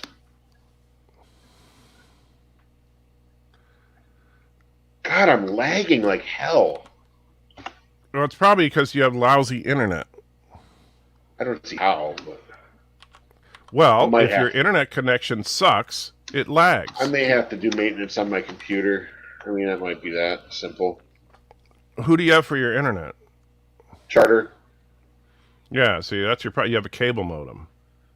No, that's actually the best in the area. You don't have fiber in your area? They use fiber. What are you talking about? If it's a cable modem, it's what's called a hybrid fiber coax network. Okay. It's not actually fiber to the house. If you have fiber to the house, that basically allows for it's not a shared connection like cable modems are. And that's the big advantage. That's why I switched. And don't get me wrong, I'm not saying cable modems are crap because I worked for Comcast for 15 years. And the technology is fairly solid, but the fiber coax, you are sharing your internet connection with everybody else in your neighborhood. And that means that if someone, let's say that you have someone down the street from you that, because it's on cable, they hook up a old TV that's like got an electrical short in it, it'll cause problems on your connection because it's a shared connection. And so the I mean, we could probably have a high volume of people in our park there. right, and that's the other thing is that if a lot of people are online at the same time, you'll have slowdowns. Whereas with DSL has the advantage of it's not a shared connection, but the disadvantage that the speed limitation is very significant. However, that's where you get into fiber to the house. Fiber So is that like your phone company then? Fiber is, it's done in the same principle as a DSL, but with fiber, it goes straight to your house. There's a device, like in our case, it's in the garage that the fiber connects to, and then goes through Cat 6 through the house to get to your modem. I used, when I lived in my apartment, I had DSL for a while, but the service was so bad in our area. We have a DSL is CenturyLink. Yeah, DSL is the, like I said, the advantage to it is it's more consistent because it's not a shared connection, but it also has the problem of it's just slow. And it's also reliant on the distance you are to the to your local switch. And so the further you are from the switch, the slower your connection is going to be. Fiber resolves that problem. With fiber, the customer service is bad too, though. I mean, well, customer service is a whole other issue when you're dealing with that. But yeah, our company up here is just awful. At least it was when I had it. I'm just talking about the technology. That's all. Yeah. Anyway, so let's see. I thought Tim. Oh, I already read that. Yes, Tim is a troll. Mountains of Elysium says, no, you should not make it live action. Jonathan Frakes would need to stunt double to perform the Riker maneuver while sitting down. You know what? Honestly, I think that if you were to offer him a show like that, I think Jonathan Frakes might be willing to get in shape. I wonder if he ever knew that was going to become a joke while he was doing the series. I don't know. I'm just saying, I think it was kind of funny. Right. I think that, let me be real. I mean, I may be in constant physical pain and all that, but if somebody wanted to offer me $1 million a year to be on a TV show, I will find a way to get in shape. I think Jonathan would do it. Well, I think it's funny is when I was a kid, we had chairs similar to the lounge chairs in 10 Forward in the library.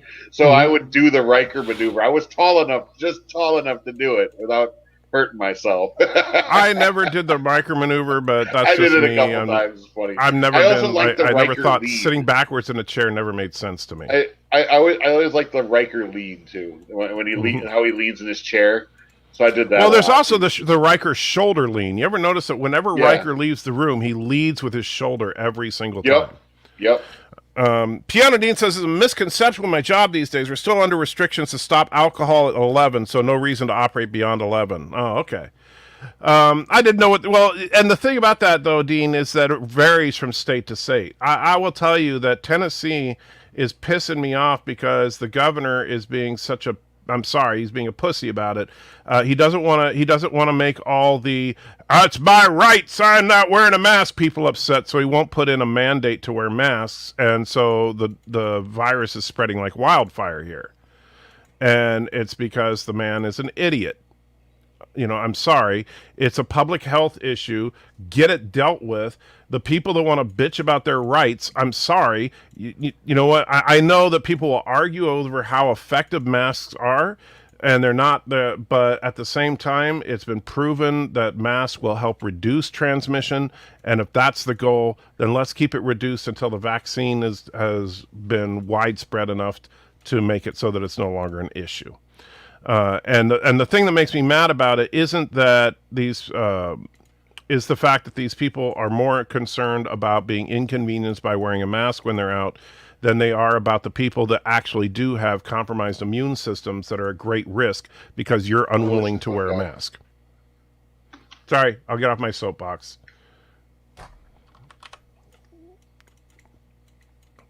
I just get a little perturbed about that. Anyway, but yeah, I don't know what the rules are in South Carolina, so I didn't know if you guys were allowed to serve alcohol late. In Nashville, I'm not sure. They keep changing it like every week, so I don't know what the current rules are. God, I like that Viper Strike. Huh? I like that Viper Strike skill. I was using it on my assassin guy. It's pretty sweet. And let's see. Thomas says states with mask mandates are also seeing high spikes. Well, yeah, everybody's seeing high spikes right now, but states like Tennessee is actually number one. The spike's happening because it's the time of year. Right. I mean, yeah, I don't. I knew it was going to happen. But if you look at the usage of masks, where masks are used, then it's more controlled than in areas where it's not used. If you look at areas that have the same basic demographics, the problem is that nobody wants to admit that because oh my gosh, it's so not fair to make people wear a mask. Whatever, dude. I just find it annoying. That's about it. I mean, I work at a restaurant and I got to wear it all day. And I don't like wearing the mask. Don't get me wrong. I hate it. Yeah, it's. I'm not saying that. That's where I'm at too. I'll wear the mask. You know. In fact, I was just showing the guys on. I think it was it Captain Trek's channel last night. There's something popped up on my Facebook for somebody's doing a Kickstarter for masks, and they look like these giant white eggs on your face, like they just a solid dome. It's all it is, and it's got all these filters in it and stuff. But it almost looks like it's turning everybody into iRobot. I mean, it's just the most ridiculous thing. And they got different colors. They got black, they got white, and then you got patterns you can have on it and stuff. And it's like, it really is kind of freaky looking. Because I mean, I could imagine like going into a town and have a dozen people wearing these big domes on their head, and they look like they came out of the Black Hole movie. Hey, Admiral. So I see Revan listed back there, but Darth Revan, is that actually you, or is that someone else pretending to be you? Because you usually don't call yourself Revan. Thing about one thing good about my state is as soon as Corona hit big time, our governor Northam issued a statewide mandate for everyone to wear masks. Sorry, I dragged those into that area. And by the way, if you're playing music, Admiral Saval, please turn it down because I do not want to get a copyright strike. It's hold music. I don't care what it is. I don't want to hear music on here. It's nothing on you, man. It's just that I don't want to get in trouble.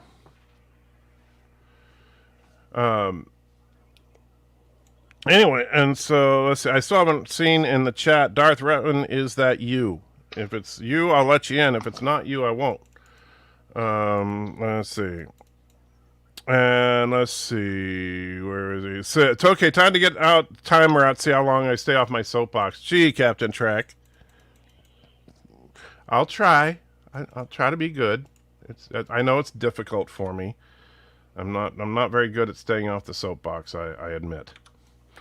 All right. Yeah, it's okay.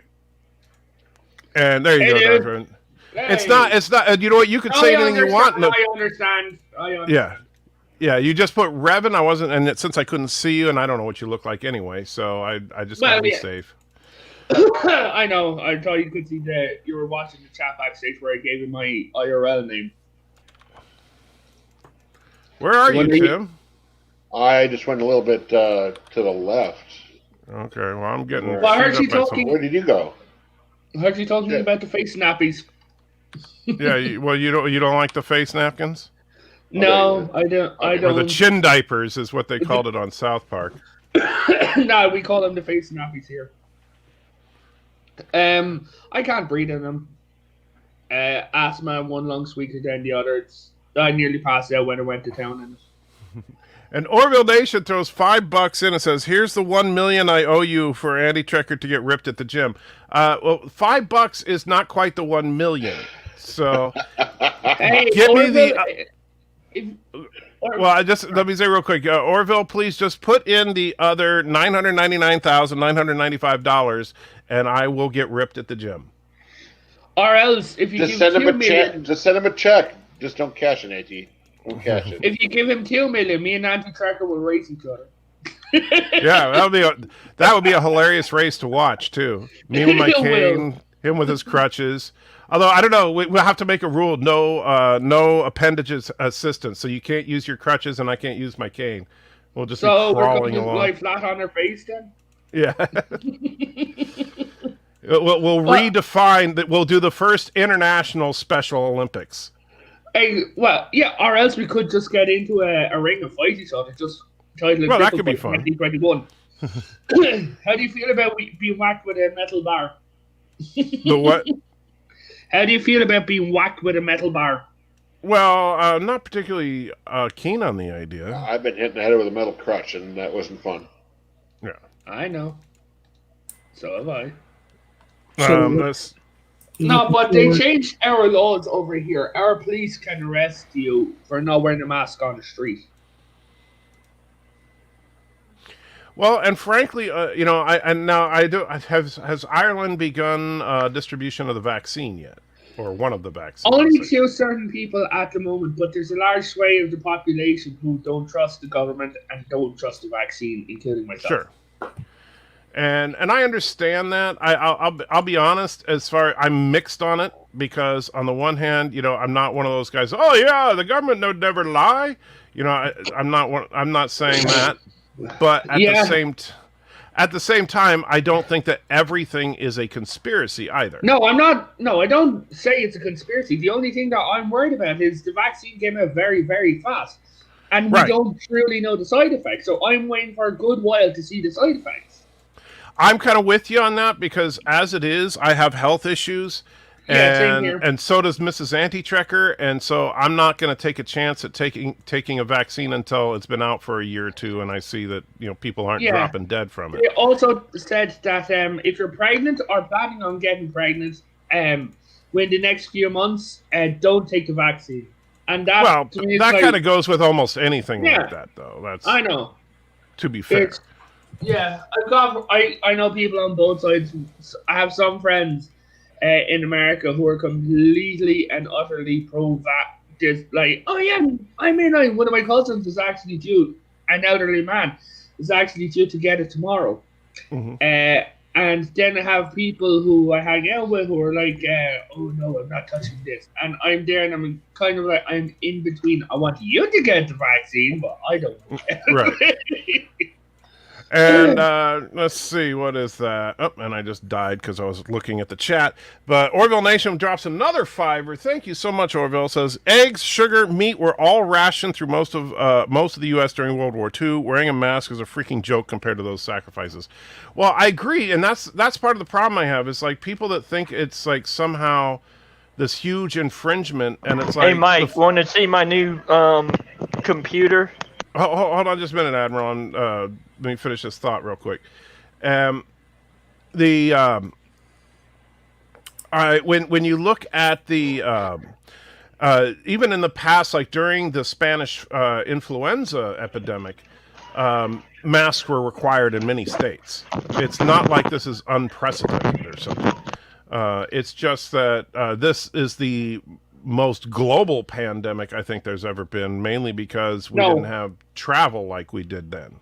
No, actually, the Black Death was actually worse. Well, the Black Death was worse as far as like number of people and that kind of thing, but I'm talking about like Black Death didn't like overnight spread around the world, right? It was mostly a European problem. And so it's regionalized, and it's because of the limitations of travel at the time. Right today, someone is in China, and the next day they're in Seattle. Black Death originated from China. No, it did not. I never heard that one. That's actually. No, I thought it was. Wasn't it from? Oh God, was it from France? Actually, I don't know. And I do know though that as far as the plague itself, it mostly impacted Europe. Yes, except for some weird reason. Ireland was relatively spared, right? Well, that's because Irish people are already considered a plague.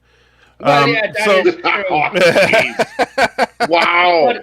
But you call me Kurogan. After the fall, because of the Black Death, a lot of kingdoms fell at the time, and others rose up to take its place. And there was actually an economic boom afterwards. This is what not many people realize.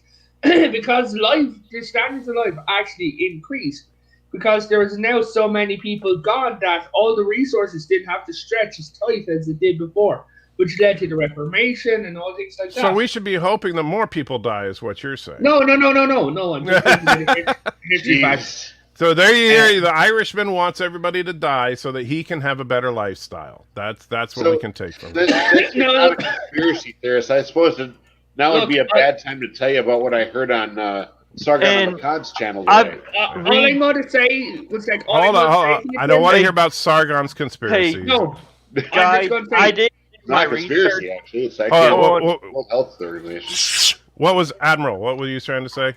I did my research on the Black Death, and I actually did a paper for health class on it, and it did originate from the Mongol Empire. I don't care. And that's the thing. It doesn't got matter. all the way to Europe.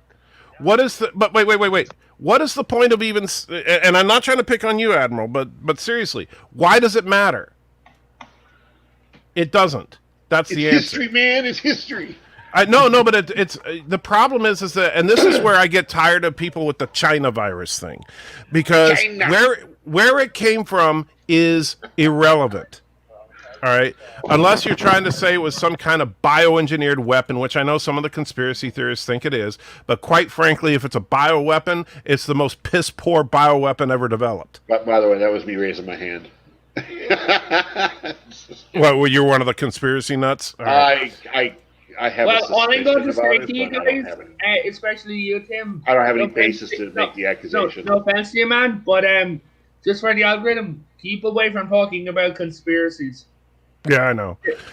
So let's get back to Alex says, what is your favorite Del Toro Hellboy movie? Well, there's only two of them. There's the original Hellboy, and then what's the second one, The Golden Army or something? Yeah, something like that. Yeah. And I would have to say I like the second one. I like the first one. The second one kind of annoyed me, honestly. It was based on a culture I know very well, and kind of got it all wrong. Well, I would say that and this is my thing with Hellboy. It's kind of funny. I know Hellboy is based on a comic book, but I've never read the Hellboy comics because it's not really my thing. You said it before. You got out of comics like what, early 90s? Late 80s, really. Late 80s. Yeah. Is when comic books started getting dark, and Hellboy was a perfect example of comic books going dark. Oh yeah. And I'm not into that. That's not my thing. I like my heroes to be heroic. I like my villains to be villainous. I like Captain America. I like the Fantastic Four. I like Doctor Doom. You know, I think Doctor Doom is still the greatest comic book villain of all time. And so, as silly as it is to say Doctor Doom, I love Doctor Doom. And so, as far as Hellboy, I don't think it's silly at all. Well, I'm just saying, but a character where the main hero is literally a demon from hell, not my thing. However, I would say I like the second one better, and I actually did like the reboot. I know a lot of people hated that reboot. I thought it was fun. I honestly think it was better than the Del Toro films, and I know that's like sacrilege. I know that's sacrilege to a lot of people, but the guy that was the dad from Stranger Things played Hellboy, and he did a great job. I think that it was more things than I am. That's for sure. Well, that's because I have the ancestral call support, so it makes it so that I hit like 5 times at once. Does that work on me? I thought that was for something else. It only works on melee attacks, but I might have to try that then. I thought I. I actually liked it, but at the same time, it's still, it's Hellboy. It's not my, like, I'm not going to go, I can't wait till the new Hellboy movie comes out. Nah, if another Hellboy movie comes out, I'll watch it, but I'm not going to get all excited about it. I'm at the point now I'm not excited about movies at all anymore. Mm-hmm. It's like, okay. And now here's an interesting one. Okay, take what you want first, that way you don't yell at me. Huh? You said take what you want first, that way you don't yell at me. The only thing I care about with this low-level garbage is currency. Other than that, I don't care. because I already have all the gear that I need. I just have to get to a high enough level so I can use it. How about on a similar semi-level? Do you like Meatloaf's Bat Out of Hell or Bat I'm Out of actually Hell full. 2 better? Bat Out of Hell or Bat Out of Hell 2? Yeah. I've never seen either one of those. No, Do you like for okay. Meatloaf for the album, for his albums? He's only had 2 albums, Bat Out of Hell and Bat Out of Hell 2. You know. We're talking about Meatloaf. Do you like Simon and Garfunkel's Sound of Silence or Disturbed? I actually did like Simon and Garfunkel's Sound of Silence. I know that everyone does, but I'm saying which one do you prefer? Which version do I prefer? Yeah. I don't know. Have you heard the Disturbed version? The Disturbed version. Oh, I know what he's talking about. No, Yeah, the one. Yeah, I one like he the made original. by Disturbed. I like Disturbed, but I don't like them. Oh, I don't. I know. I've not heard it then, so I don't know. Okay. Check it out. Just check out. It's a metal version, but it's actually amazingly good. Bless you. Thank you. It is. Well, I'm sure that it's wonderful, although metal is not really my thing. Don't get me wrong, I like some good metal, but it's, I don't think that the funny thing, here's the ironic thing about that, is that I remember back, and I don't remember which issue it was. I wish I did, but back in either the late 70s or very early 80s, there was an issue of Fantastic Four where Johnny, the Human Torch, was going out with a friend of his, and his friend, a girl, had was going on a date with a guy who's in a band, and so they were waiting for the band to finish rehearsing. And when they go in, that you see the guy on stage, and he's like this obvious rocker dude, and he's screaming out, "Hello, doctors, my old friend!" Right? And then they're like, "Wow, doing a heavy metal version of Simon and Garfunkel. That's a great idea." And so that's nothing new. They had it in Fantastic Four 3 decades ago. Yeah, fair enough. Yeah. So someone from Disturbed probably read that issue of Fantastic Four and says, "Hey, let's do that for real." No, I have one for you. Okay. Fruit salad, yummy yummy, with Slipknot. That sounds horrible. No, it's not. It really No, it is sounds horrible. But I will tell you, I do like, if you haven't heard it, it's hilarious. It's on YouTube. Is Jimmy Fallon does an imitation of The Doors performing the theme song to Reading Rainbow. And oh my gosh, it sounds so good. Because it sounds stupid, I know. But it sounds hideous. It does. It absolutely sounds stupid, but you listen to it, and oh my God, the lyrics to Reading Rainbow sound like a Doors song. And so when he does it, it's perfect. I challenge you right now, Tim, listen to it right now and tell me that's not a good Doors song. I actually believe you on that. It is actually a good Doors song, even though it's Reading Rainbow. A Reading Rainbow. Man, it's perfect. Well, Andy Cracker, it's good to see you, man.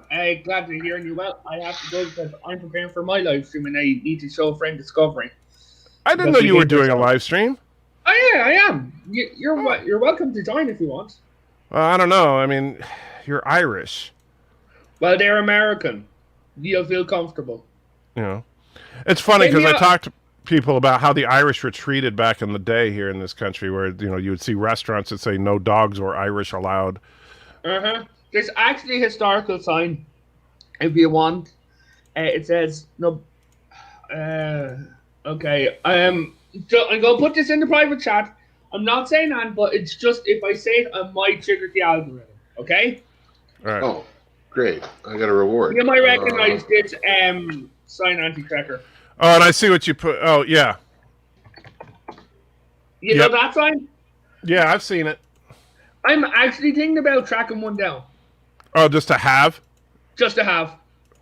I mean, and I would say, I would actually have one of the, because think about it, I got 2 of those covered in my family.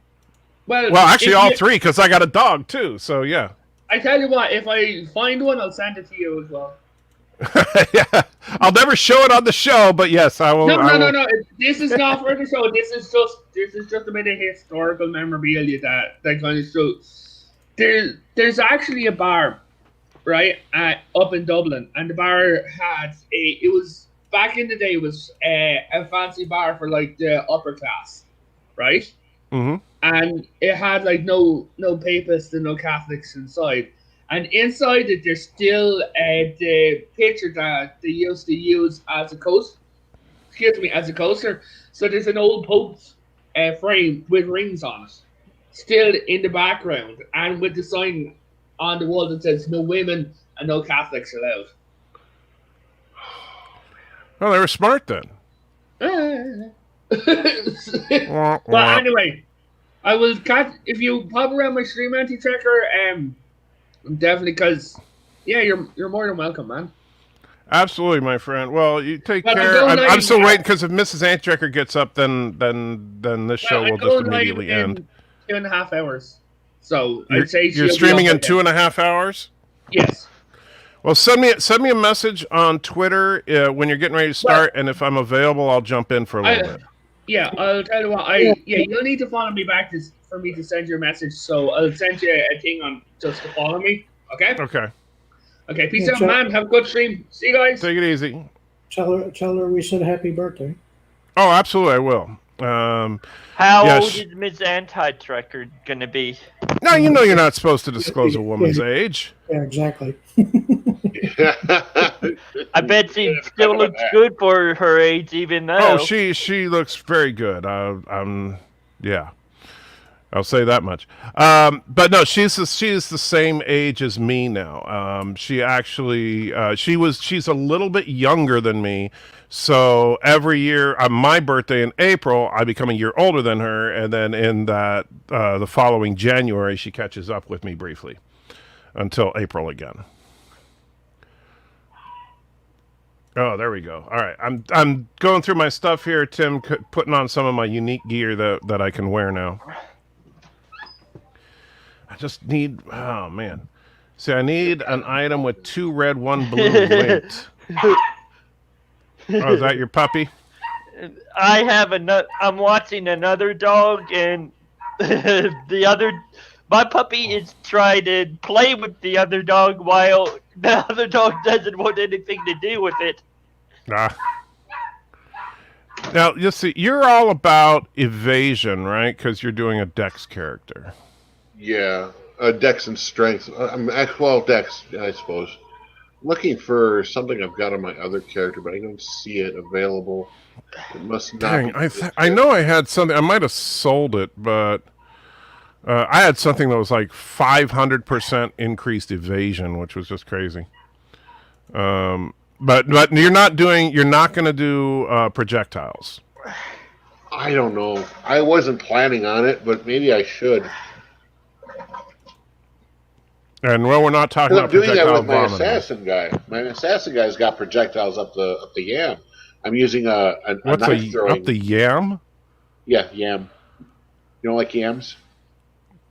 Yeah, I've just never heard that expression.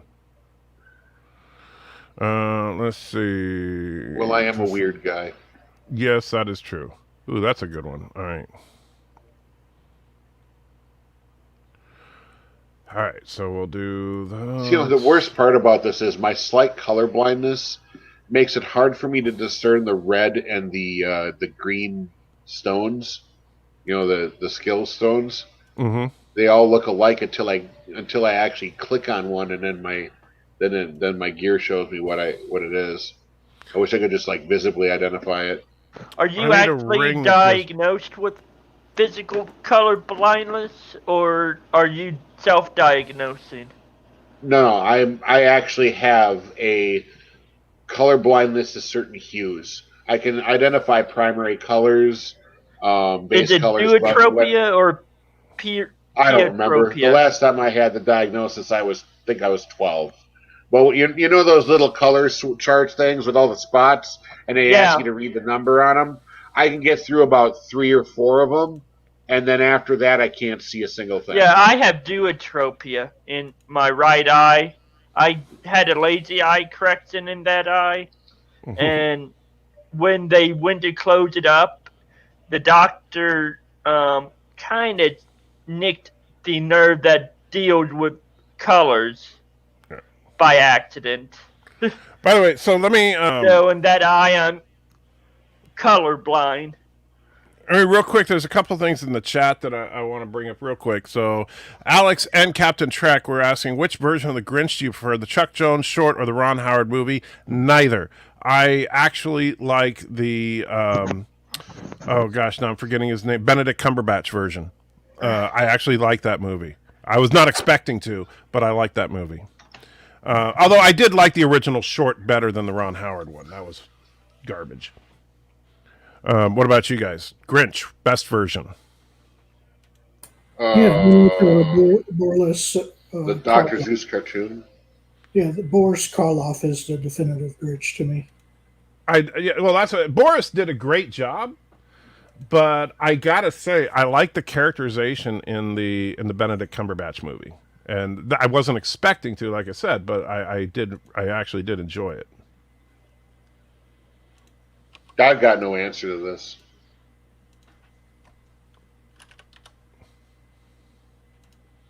Yeah, I don't. Nothing. I've got nothing. I mean, we're talking about the Grinch, right? The Grinch is Stole Christmas. Yeah, you're a butthead, Mr. Grinch. Yeah, that guy. Yeah, I guess I'm a classic, and I like the old Dr. Seuss cartoon. But as far as actors, I don't know. By the way, I'm going to be proud. I'm going to leave the Jim party Carrey for just a minute. Bad job. It was definitely a character that was up his alley.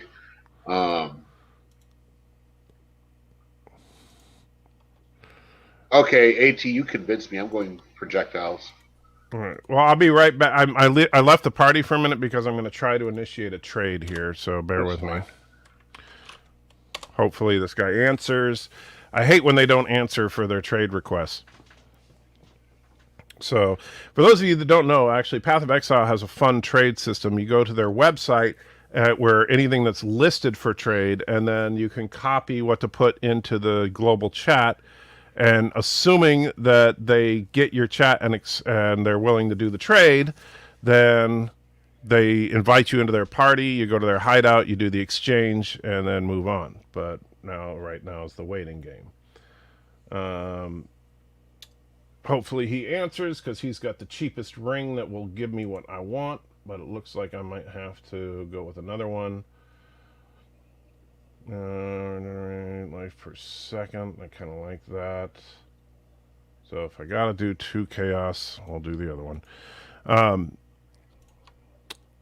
And anyway, also back. So as far as the chat, Thomas says it clearly came from Kuroga. That's why it's not extremely deadly. Oh, that would make sense if this was a Kurogan bioweapon.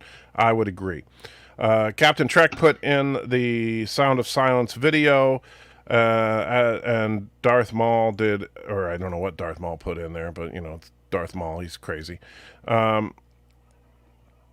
Dean says, I will tell you this, as far as cover songs, there's a version of Chris R&R All Night Party Every Day by Toad and the Wet Sprocket that is fantastic.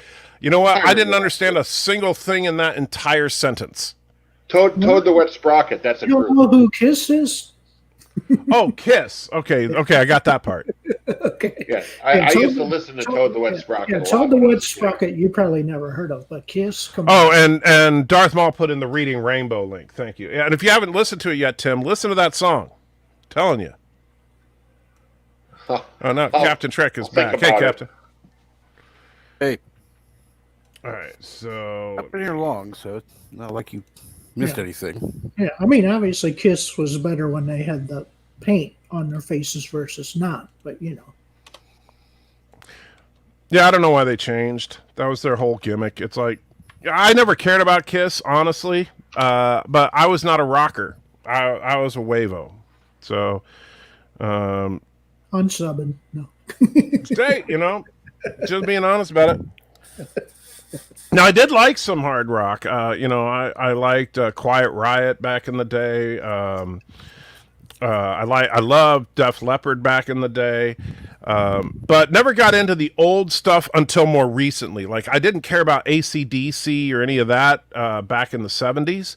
However, now that I'm older, I can appreciate their music. And so I really like Now it in they're all- retrospect. Well, now that they're all dead, I guess you can, huh? Yeah, well, it's funny, yeah, but I actually like them now, but I didn't care about them back then, Yeah. if that makes any sense. I do think that, but at the time, like when the new wave thing was happening, that's I got into that, like Depeche Mode, The Cure, Duran Duran, all the the basically the digital British invasion. Yeah. I love that music. And in fact, I've seen Depeche Mode in concert 2 times. Mrs. Antitrecker's seen them 3, and we saw them very recently. But I will still say my favorite artist of all time when it comes to music is Alfred Yankovic, the greatest musician of all time. But maybe that's just me. Probably. He does obviously, a zillion covers. Right. Parodies, Well, and whatever you call them. The amazing thing about his music is how well he morphs into so many different styles. That's what blows me away about his performances is, and I've seen Weird Al in concert 3 times. So obviously you don't mind the polka versions even. I think they're hilarious. Smoke on the water, a fire in the sky. Yeah, I love it. Yeah. I don't. My only, with Weird Al, it's amazing to me if you follow his career all the way back to the original Weird Al Yankovic album to his modern stuff, is how well he's kept with the times. Yeah, I mean he plays the accordion great, Well, and that's the funny thing. He was forced to learn the accordion. Yeah. Oh yeah, but still, and he does it well. Yeah, he does it pretty good. Yeah. And the accordion is not an easy instrument to master, from my understanding. Oh no. Yeah. Yeah. I don't think I could ever do it. No. I played my share of piano and stuff like that when I was a kid. Yes. I wonder if Piano Dean can do it, the accordion. Here we go. Okay. That's a good question, right? If Piano Dean could play the accordion? If any of us in this chat could, I'll bet you Dean could. Yeah. No, I wondered if he ever has, or whatever, or a phone or whatever else you want to slip in there, Yeah. All right, so now we got the trade done. I hear an echo coming from someone. There we go. So yeah, with the trade, I wanted to use these gloves, but my dex isn't quite high enough, so I got a ring that adds to my dex that I found by trading, and so now I can use the gloves. And the real review 3000 agrees with you that Weird Al is king. Yeah, Weird. Oh man, I just love, as a musician, you gotta respect him, because he can play almost any style of music there is, and I know Piano Dean and come up with great words for his parodies, right? Great lyrics, And I was to say, I know that Dean would back me up on this, is that to be able to play expertly in all those different styles, and of course, yes, be able to not only be a lyricist, but a lyricist that can almost perfectly take some of the lyrics and twist them. Like I remember in the oh gosh, I'm trying to remember the lyrics now from like when the first time I really noticed it was when he did "Eat It," and I'm bringing up the original lyrics because I don't want to misquote them. Okay, yeah, this is much better. I thought I'd give it a test run. This is so much better. Okay, so do Piano you have any Dean's, link? Sorry, AT. I apologize, everybody. AD, do you have any ring currency that can afford some? Hold on. Let's see. Where is Dino's it? never played an I ran accordion. out. He says. Okay, here it is. Okay, so in the original Beat It, Michael Jackson's lyrics were, "You have to show them that you're really not scared. You're playing with your life. This ain't no truth or dare," right? And so talking about gang violence and all that. So in Eat It, he says, "Your table manners are a crying shame. You're playing with your food. This ain't some kind of game." And so to be able to turn, "You're playing with your life, this ain't no truth or dare," to "You're playing with your food, this ain't some kind of game," absolutely genius. Right. And he does that in a lot of his songs where he references the actual lyrics by flipping them on their head and but making it fit whatever the motif of that song is. And that's just incredible to me. Now Bradley says, "What's the craziest character I've seen in Path of Exile?" Oh gosh, I mean, I don't know if there's people that try to do, and I've tried to do it myself. But like, if you try to take the barbarian and make a magic user out of him, or take the witch and try to make a brawler, that kind of thing, it never works. But it's funny to watch. Like Nirvana. You're kind of wasting certain potentials on characters. You could actually get yourself there, but it's really bizarre. That's why I'm trying it with the Scion, because she can go any direction. And I'm trying to go spellcaster with her to see how much different it is compared to my old witch. Right. I'm liking it. I am liking it. And for those of you that have joined late in the game here, because I know Real Review was asking, this is the game. The game is called Path of Exile, which I did put in the chat.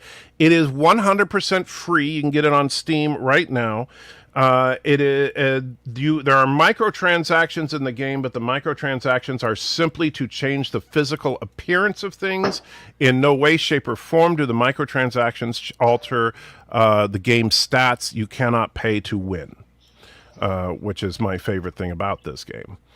And I'm trying to see if I have a helmet that will work, or if I have to try to find one. I need a helmet that has 2 red, 1 blue linked. Or boots, either one. It's hard to find that kind of thing at a low level, though.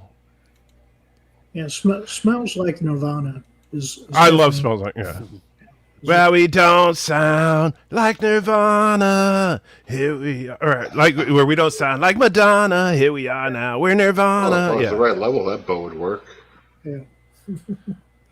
And of course, I love The Saga Begins. Love that song. Saga Begins is one of those songs that people either love or hate because it's not particularly funny. No. But it's just very well written.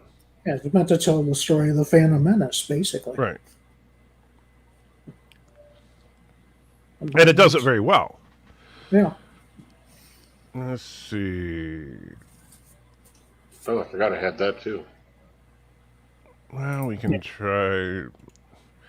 Here's the problem. So this is something in the game that you sometimes have to do where I'm going to waste a bunch of orbs right now. By the way, what kind of currency were you saying you wanted, Tim? I need the thing that lets you put links on your item. You do know that it doesn't, it's not 100%, especially at lower level. I just need 1 link. Yeah, but that you may not get it. In fact, how many links does the item have now? It has none. Okay, well, here, I'll put one in. One.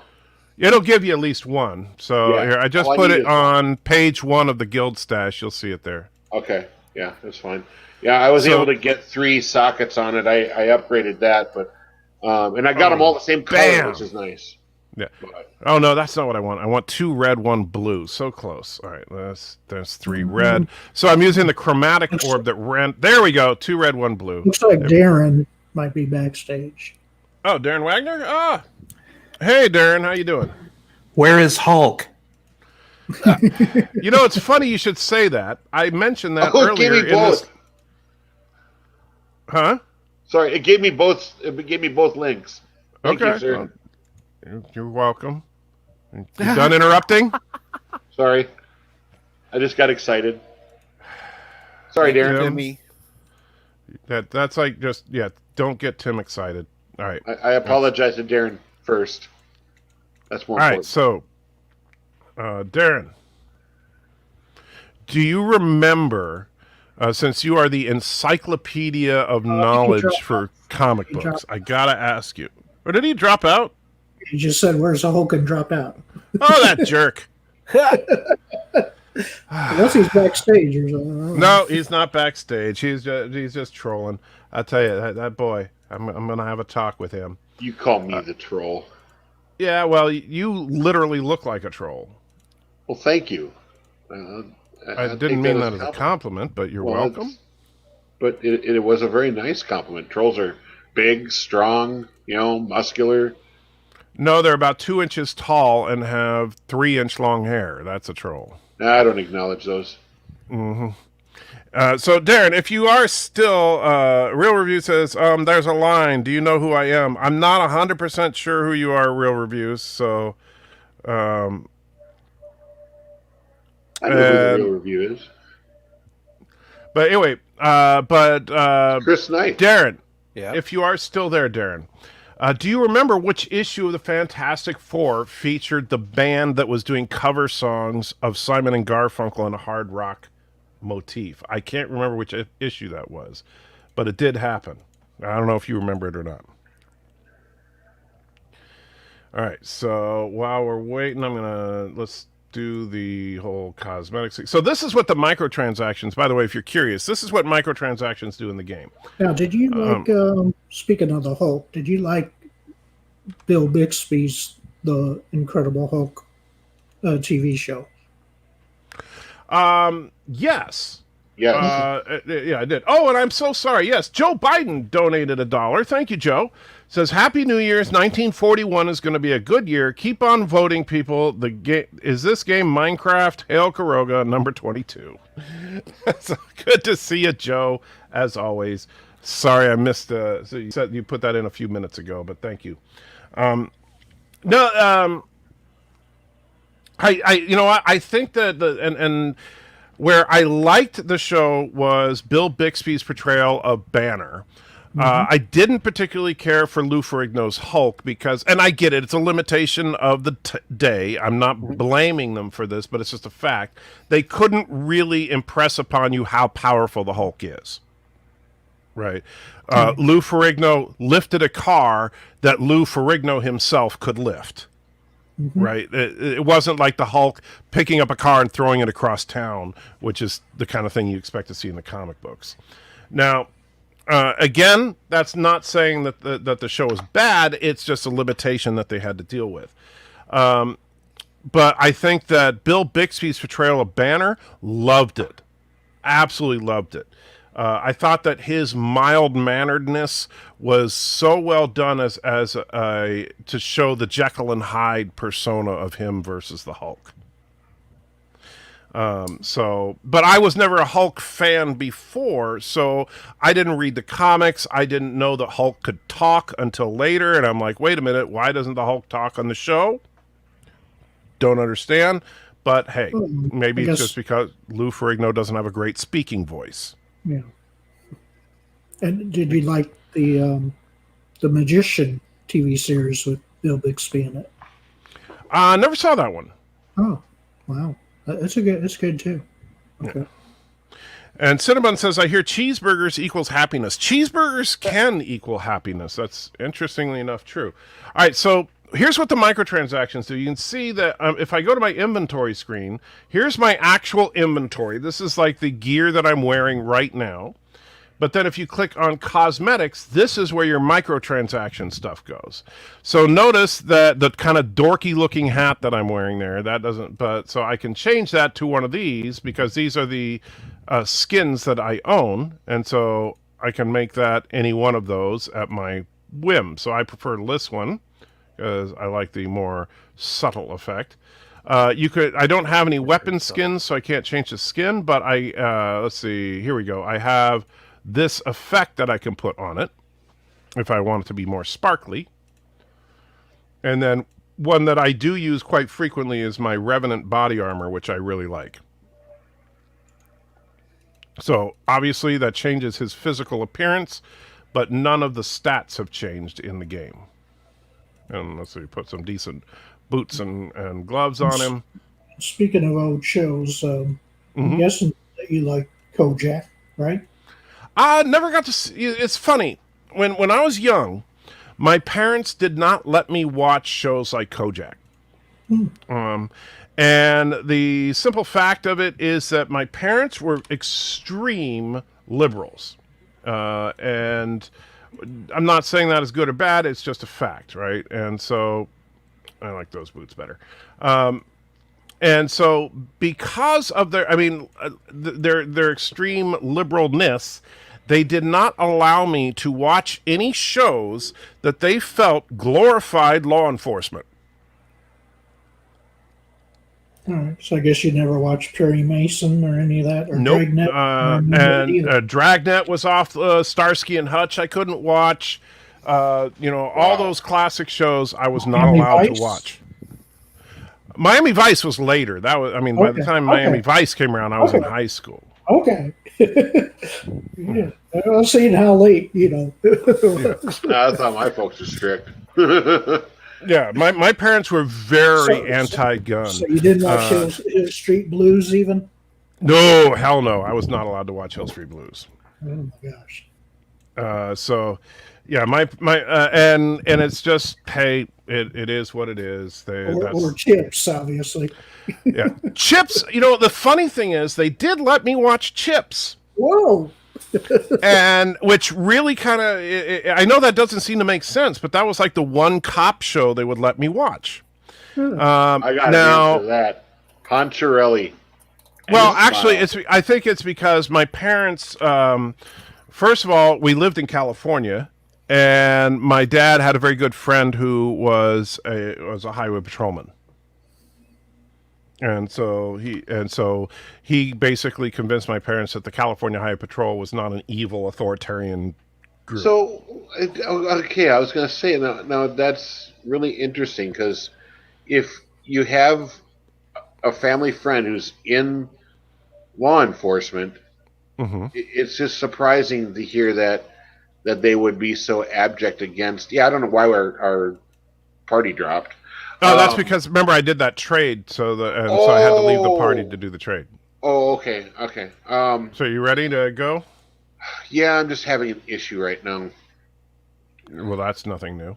Yeah, I'm trying to get another item with 2 linked green sockets so I can have a second archer skill, and I'm not finding anything with 2 linked green sockets. Annoying the crap out of me. Oh, crap, Anyways. did I not? Oh, hold on, no, I screwed up, so... Hey, Auntie, what do you think of my new unit? Your new unit? Oh, that looks pretty cool, man. So that's your new computer there? Yeah, the computer itself was worth $7,949.10. And that's a pretty serious machine. I am getting 2 other monitors with it. I'm just waiting on them. They did not have them in stock when I added them to the order. Well, that's pretty serious, man. That ain't no joke. Oh, yeah. So... And I'm using a 35-inch UWHQ monitor.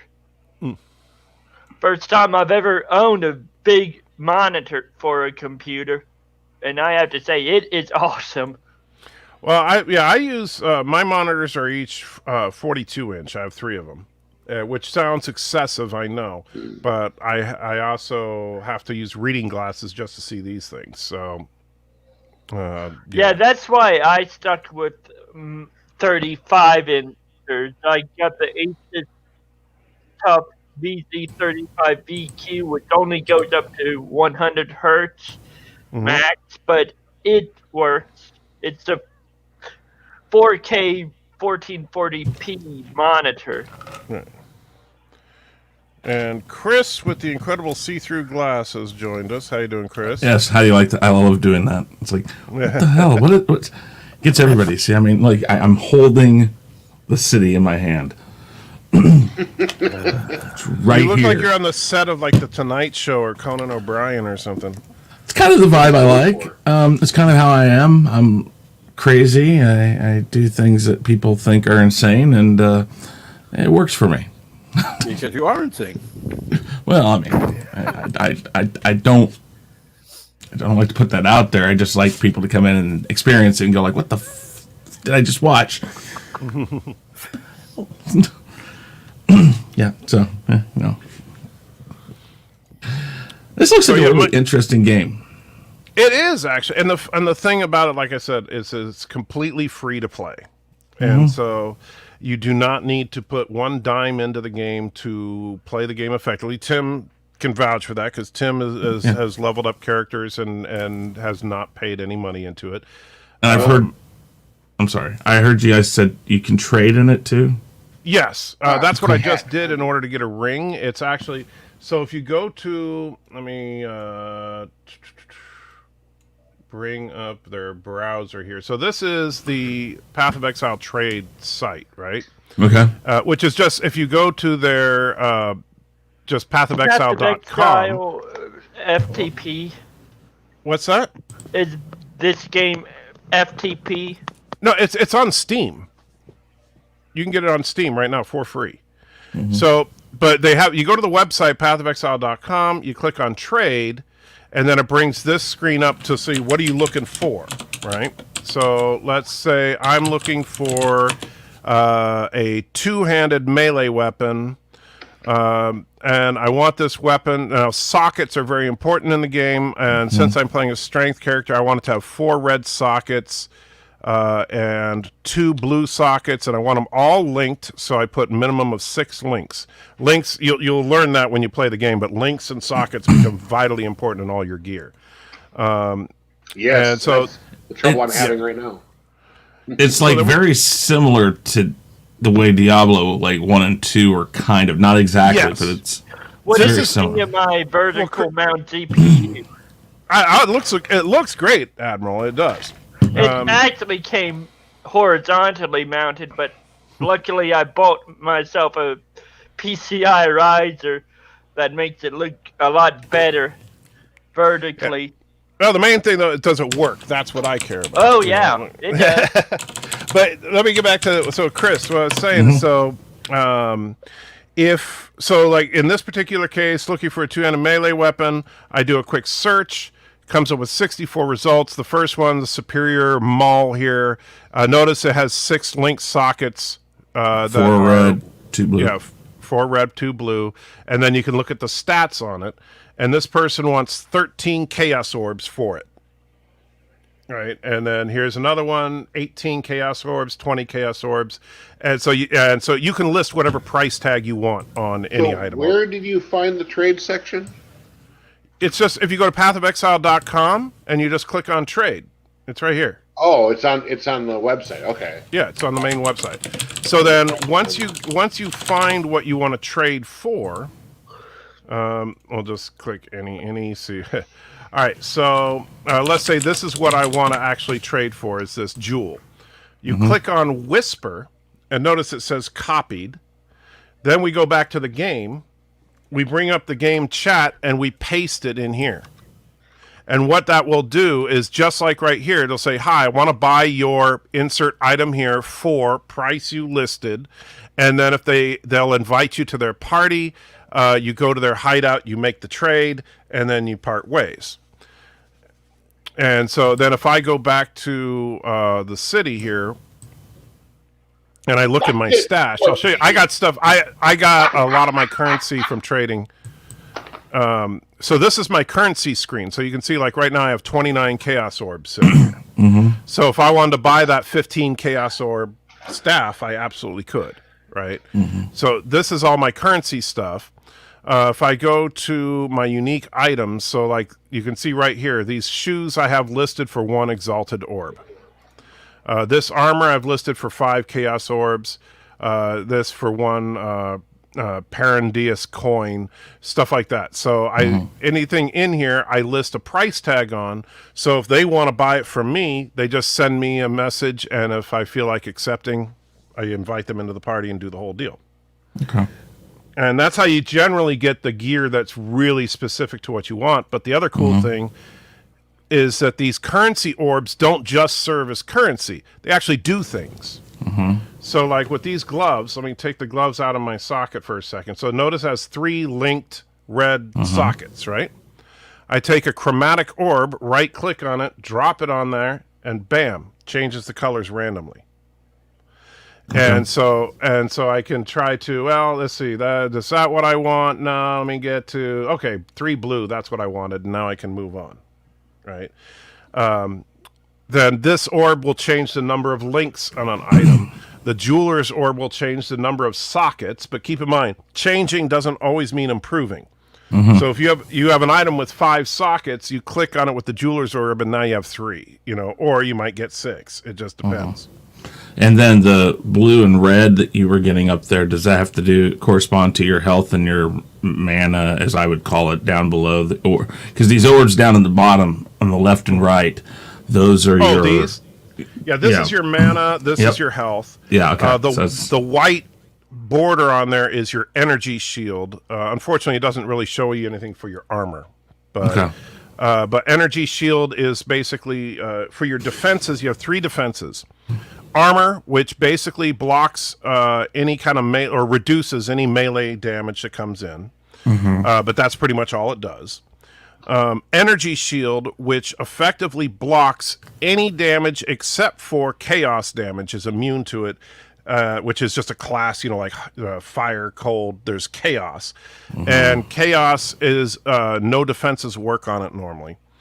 But so, of course, the big bads always hit with a lot of chaos damage. But your energy shield depletes. So, like, I only have 4 energy shield right now, but let's say you have 400. As they hit you, that number goes down to 0. But then if you run out of combat for a few seconds, it'll recharge.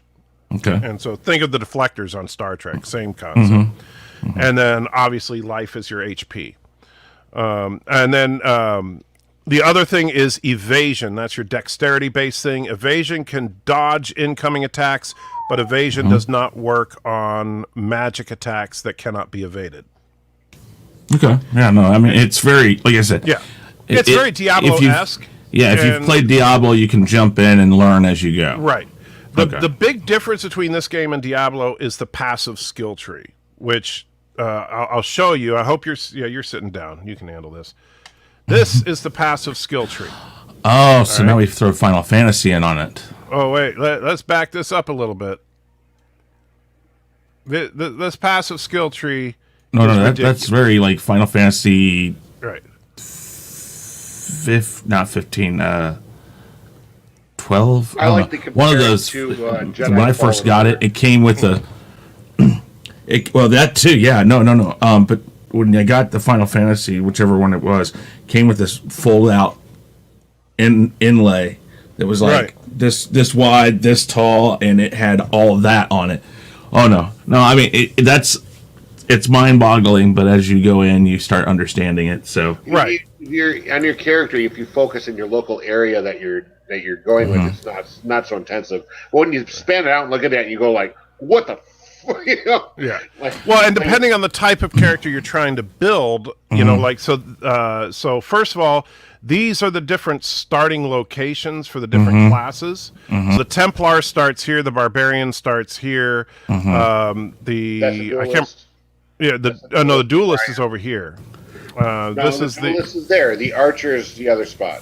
Oh, the Archer's here. You're right. That's the Archer. And then the Assassin is there. The Assassin here, and then the Witch up here.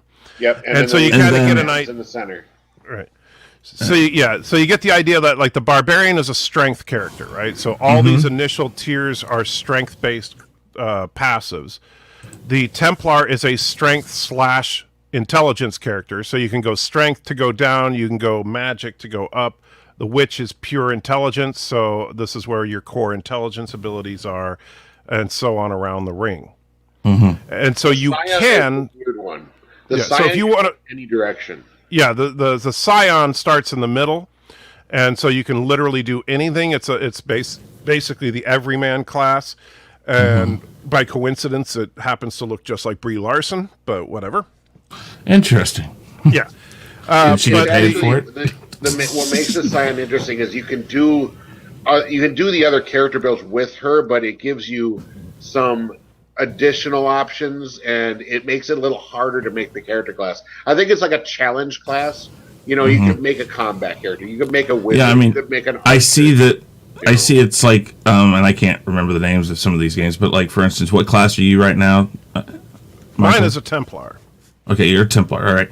So the Templar is closer to these other two classes up there, so they can kind of eventually grab a hold of some of those traits.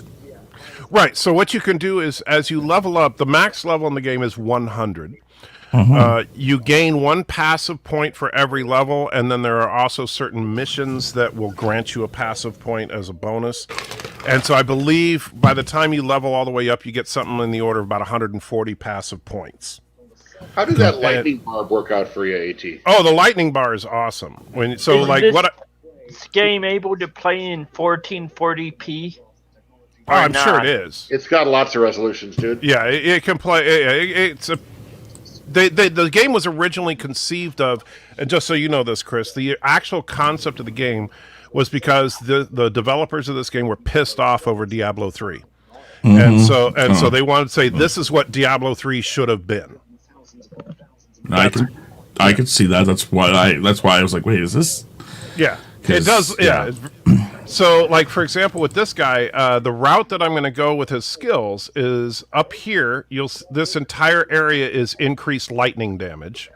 And so I'm going to work my way up to there on the intelligence side. And then on the strength side, this tree of skills is all increased damage with staves. Okay. So I'm going to build out this way because his ultimate abilities are going to be lightning based with a staff weapon. He wants to hit with their stick. Yeah. Just so you know, AT, since you're going up towards lightning, there are several staff attribute modifiers in the witch section. Oh, I know. Too. You'll want to head that way. And a nice thing you can do, because when you're trying to plan this out, is you can go into the search. And so if I want to search for staff, notice everything that's a staff has staff in there will be highlighted now. So that I can see, okay, so increased blocking while wielding a staff, increased spell damage when wielding a staff. That could be handy if you're using spells as opposed to melee attacks. And that's something you got to remember in the game is that they don't always make it clear, but if you see increased attack speed, that does nothing for your casting.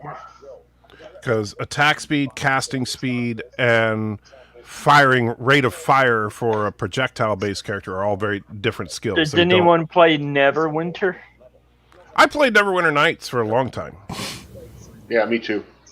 Cinnamon says use the scroll of penicillin for the staph infection. I played the hell out of Neverwinter Nights when my friends were all locked into Diablo 2 doing Mephisto runs, and I got bored with it. Well, gentlemen, I am going to have to run. I have another thing I have to jump over on and no problem, Chris. Well, I hope you'll check out the game. No, I downloaded it on Steam just now, so I will definitely jump in and then. Chris, you haven't once seen you're over in LDG's channel? Huh? What was that? Chris, you haven't seen me playing this game over on LDG's channel? I might have, but you got to understand that when I'm in there, sometimes that's not even my focus. I'm normally doing 6 or 7 things, so it's like it's one of those things. You're the opposite of ADHD. You're the ADHD that actually has to have multiple things going on. I can be one or the other. I mean, I'm a nonconformist ADHD person. Once you create a character, Chris, if you see me online, send me the name of the character, and you're more than welcome to join our little guild. So will do. And guilds have a shared stash, so if there's any equipment that you want that we have in here, you're welcome to take it. Cool. I will definitely do that. Don't steal it all. Thank you very much, guys, and have a great day. I'm downloading Path of Exile myself, and probably Neverwinter. Yeah, I like this game a lot. The Neverwinter is probably my favorite D&D, direct D&D game, but I do like this game a lot. My favorite D&D game. Are you coming back to the Submerged Passage, or are we going to waste our whole time here? I think I'm here. I was waiting for you. Oh, okay. In fact, when you went back to town, all right, shut up and let's go. That's funny. Quit your belly aching. I'm not belly aching. But not that way. This way. How do you know? Oh, did you already kill all the monsters here? No, I dipped my toe in just to look around. I wanted to test my skill out.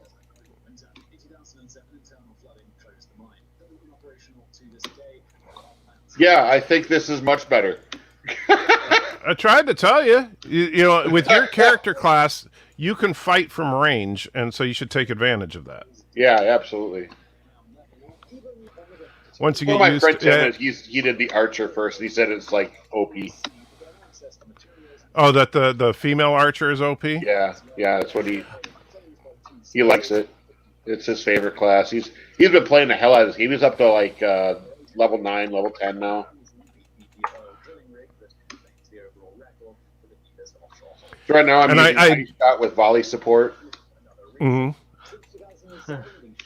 The only thing with this new computer, I have to put it into hibernate mode. Oh, I was trying to shoot the guy on the side there. I couldn't do it.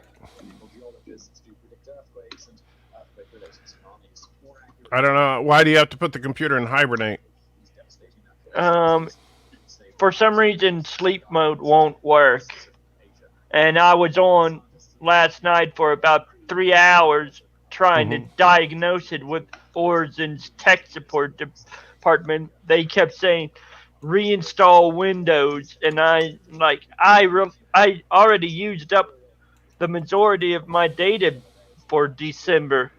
Well, you know, far be it from me to compliment anything that LDG might do, but have you talked to him about it? Because he's pretty good with this stuff. Well, the whole thing is Origin looked into it, and they couldn't find anything. Right, but I'm just saying, LD does do. I mean, he's pretty good with this stuff. Have you had him help you poke around a little bit? You should. I mean, because he does. You know, LD he does his live streams for 6-7 hours a day. Yeah, I just don't want him getting in here because it will void my warranty if someone that is not a tech from Origin PC pokes around in my system. Wait, you can't poke around in your own system? That doesn't make sense. No, I know what he's talking about. Well, usually that warranty it applies to physical hardware. Right, I was going to say I could software. understand that you could he couldn't open up the box and change out parts without voiding the warranty. But as far as changing settings in Windows, that shouldn't matter. Some minor things or major apps that it's tied to my operating system just from Origin that they don't want other people to see. Well, that sounds like spyware to me. Are you coming? Yeah, I'm getting there. Do y'all play Champions online? I played Champions a little bit years ago. It was all right, but honestly, the massive multiplayer game, the whole genre, they never evolved to have good combat mechanics to me. I know that some people love the mechanics of, say, World of Warcraft, which, let's be real, Champions Online is just World of Warcraft but superheroes. And but the problem is that the combat just doesn't feel like combat. It feels like click on the button and wait to see what happens. Yeah. And so, like in this game, you actually run up and you have to hit them, as opposed to in World of Warcraft, you just click on them and wait. Yeah, I'm getting Neverwinter and Champions downloaded, but I'm doing it through the STO launchers. That way I don't have to download each different launcher. You're getting Neverwinter online, right? Yes. Yeah, I played that once. It's okay. I played Neverwinter Nights. I never played Neverwinter Online. I tried it. I'm so burned out of the MMO genres and stuff. It's just I couldn't get into it. Well, and that's where one thing I like about the way they designed this game. I didn't really get a chance to tell Chris, but it's kind of a virtual MMO. Because it is an MMO when you're in town. Because you notice that anybody can be in your instance from anywhere in the world. But unless you party up, once you leave town, you're playing locally. So You it mean has you're its, just playing on from your computer settings? right. So this instance that we're in is being hosted on me and Tim's computers exclusively. You can't just join in anytime you want to. But if we were to invite you into our party, you could join our instance and play with us. However, when you're in a town area, then that is a true online only. And so when you're in town, basically you could run into anybody and just say, "Oh, cool! What's that armor you got on?" or whatever. Just like in WoW.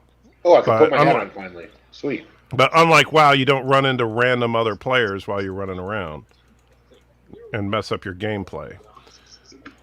Or if you're on a PvP server where, you just get ganked every time you leave town,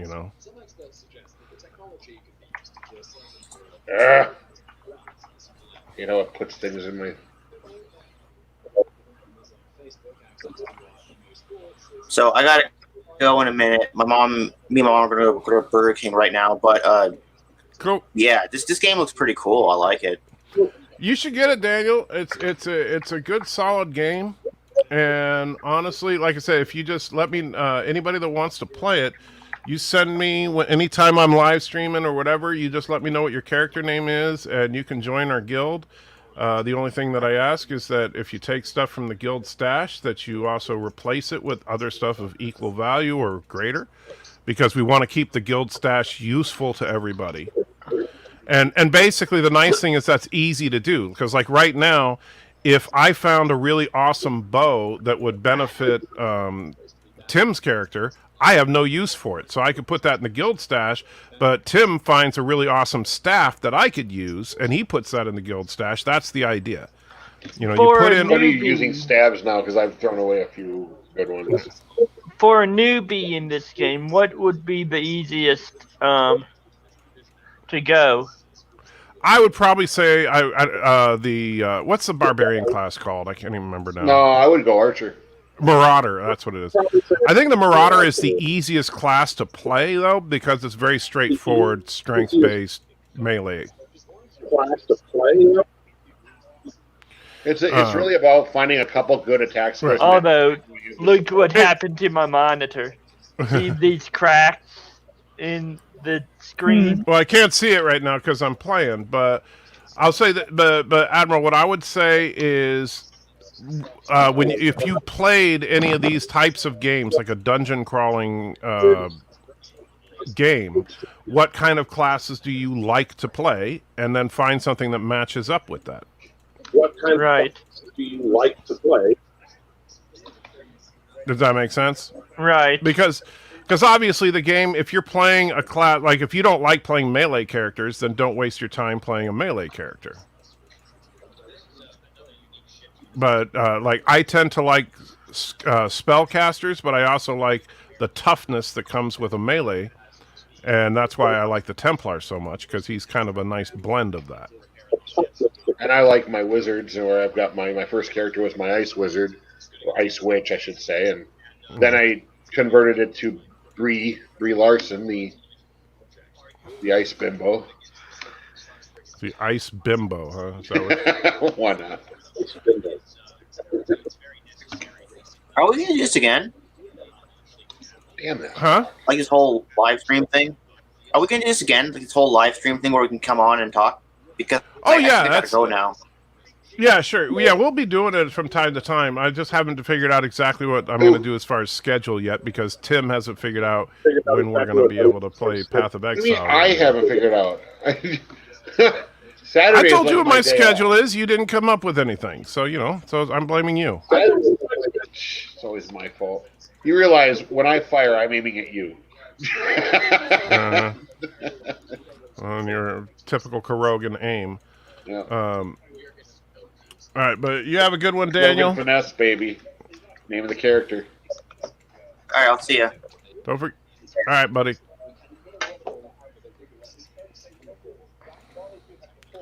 And Cinnabon puts a dibs on fire magic. That's fine. My character's lightning based. I like ice.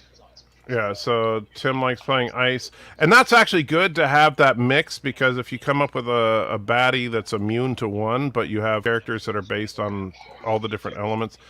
I wanted to build a character on chaos, but chaos is there's not a lot of chaos based abilities. Oh, actually, there are. There's quite a bit. Well, none that I like. Put it that way. They're really hard to use though, and I was enjoying some of them on my assassin guy. Well, I don't like the assassin. I think he looks like an emo dipshit, so I don't really care. And that's why I was going to use him with our level 20 characters, but then you decided, I got to do something new, which you're really not doing anything new, so you haven't seen where I'm going with this yet. Wait till... you're going up. Huh? Oh, shit. No, there's actually a very... character behind us. Well, get him. Well, it's like some backup. He's kind of badass. Well, define badass. He's kicking my ass, and I just died. Well, so what you're saying is you're bad, and he kicked your ass. And you're an ass. So yes, badass. Oh, this guy, he's easy. Come on, what are you talking about? I know, watch, he'll kill me in like 2 seconds. I would laugh. I've gotten killed by this guy. He uses a leap slam attack that's pretty effective. And he's fire based, so Cinnabon would like him. Except that he's not a bunny, he's more of a goat. Dang, I hate the way he does that.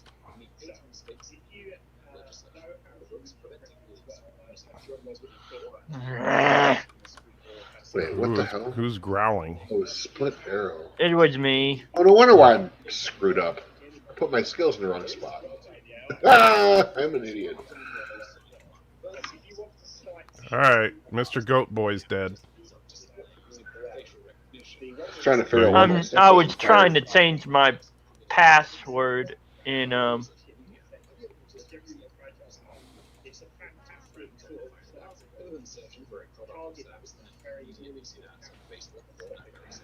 Oh man, I'll tell you, there could only be one fireman. Well, Cinnamon, come join us. We'll play for a little while longer. At least till Mrs. Antitrekker decides that it's time to stop.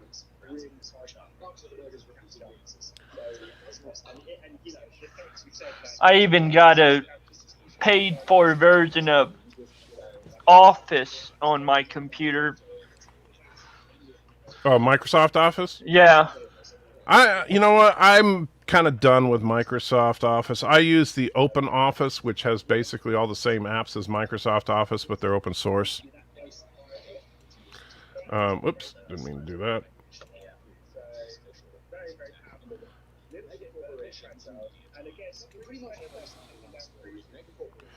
And to be a cage fight, then.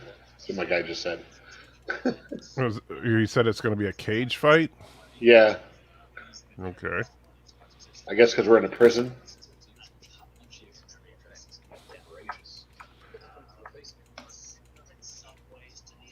I haven't even checked to see if I have any more abilities I can unlock yet, but when we go back to town.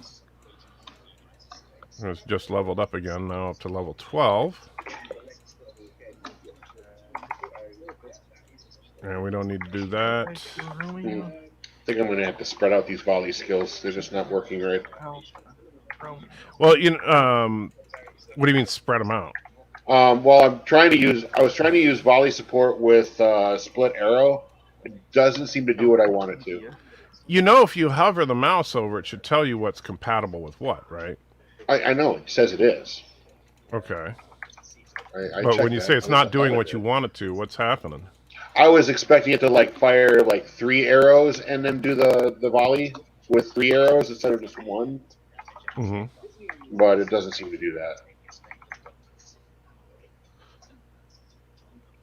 So what I need to do is make a little change, which is fine.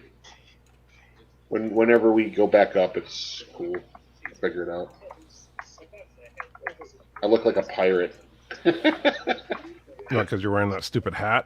Yeah, because I'm wearing this stupid hat.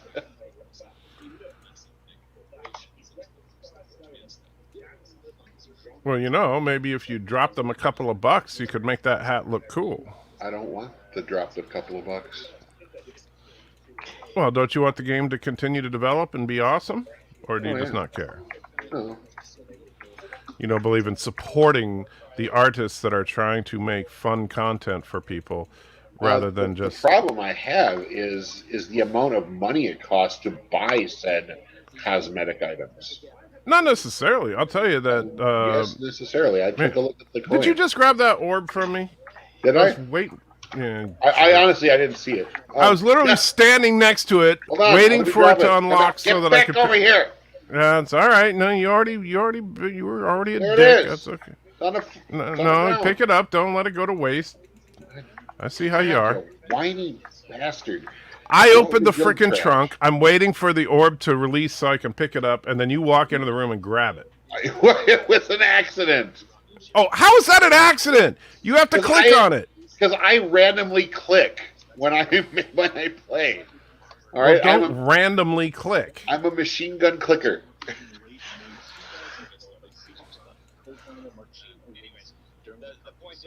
Okay, where is the egg? Oh. Starting to get better with my mana regen. So yeah, the what was I gonna say? I remember there was something I wanted to say, but I don't know. You're too busy crying about me grabbing your stupid orb. Hey, buddy, look, I'll tell you. Oh yeah, I wanted to go back to town real quick. Let's say. All right, well, let's do that, and I'll give you your orb back up. I don't need, I already gave you one of these orbs before. I know. So you might as well hang on to it. Oh yeah, I was gonna say. So you're whining about the cost of these microtransactions like they're super expensive or something. I mean, they're technically they are. I mean, they are kind of expensive for my broke ass. So. You know. Well, it depends on what I mean. Like what you can do is do one of their little core starter pack kind of things to just support the game, and you get a set of armor. And normally I do stuff like that. I mean, I'm not a stranger to putting money into a game. Just at least a right.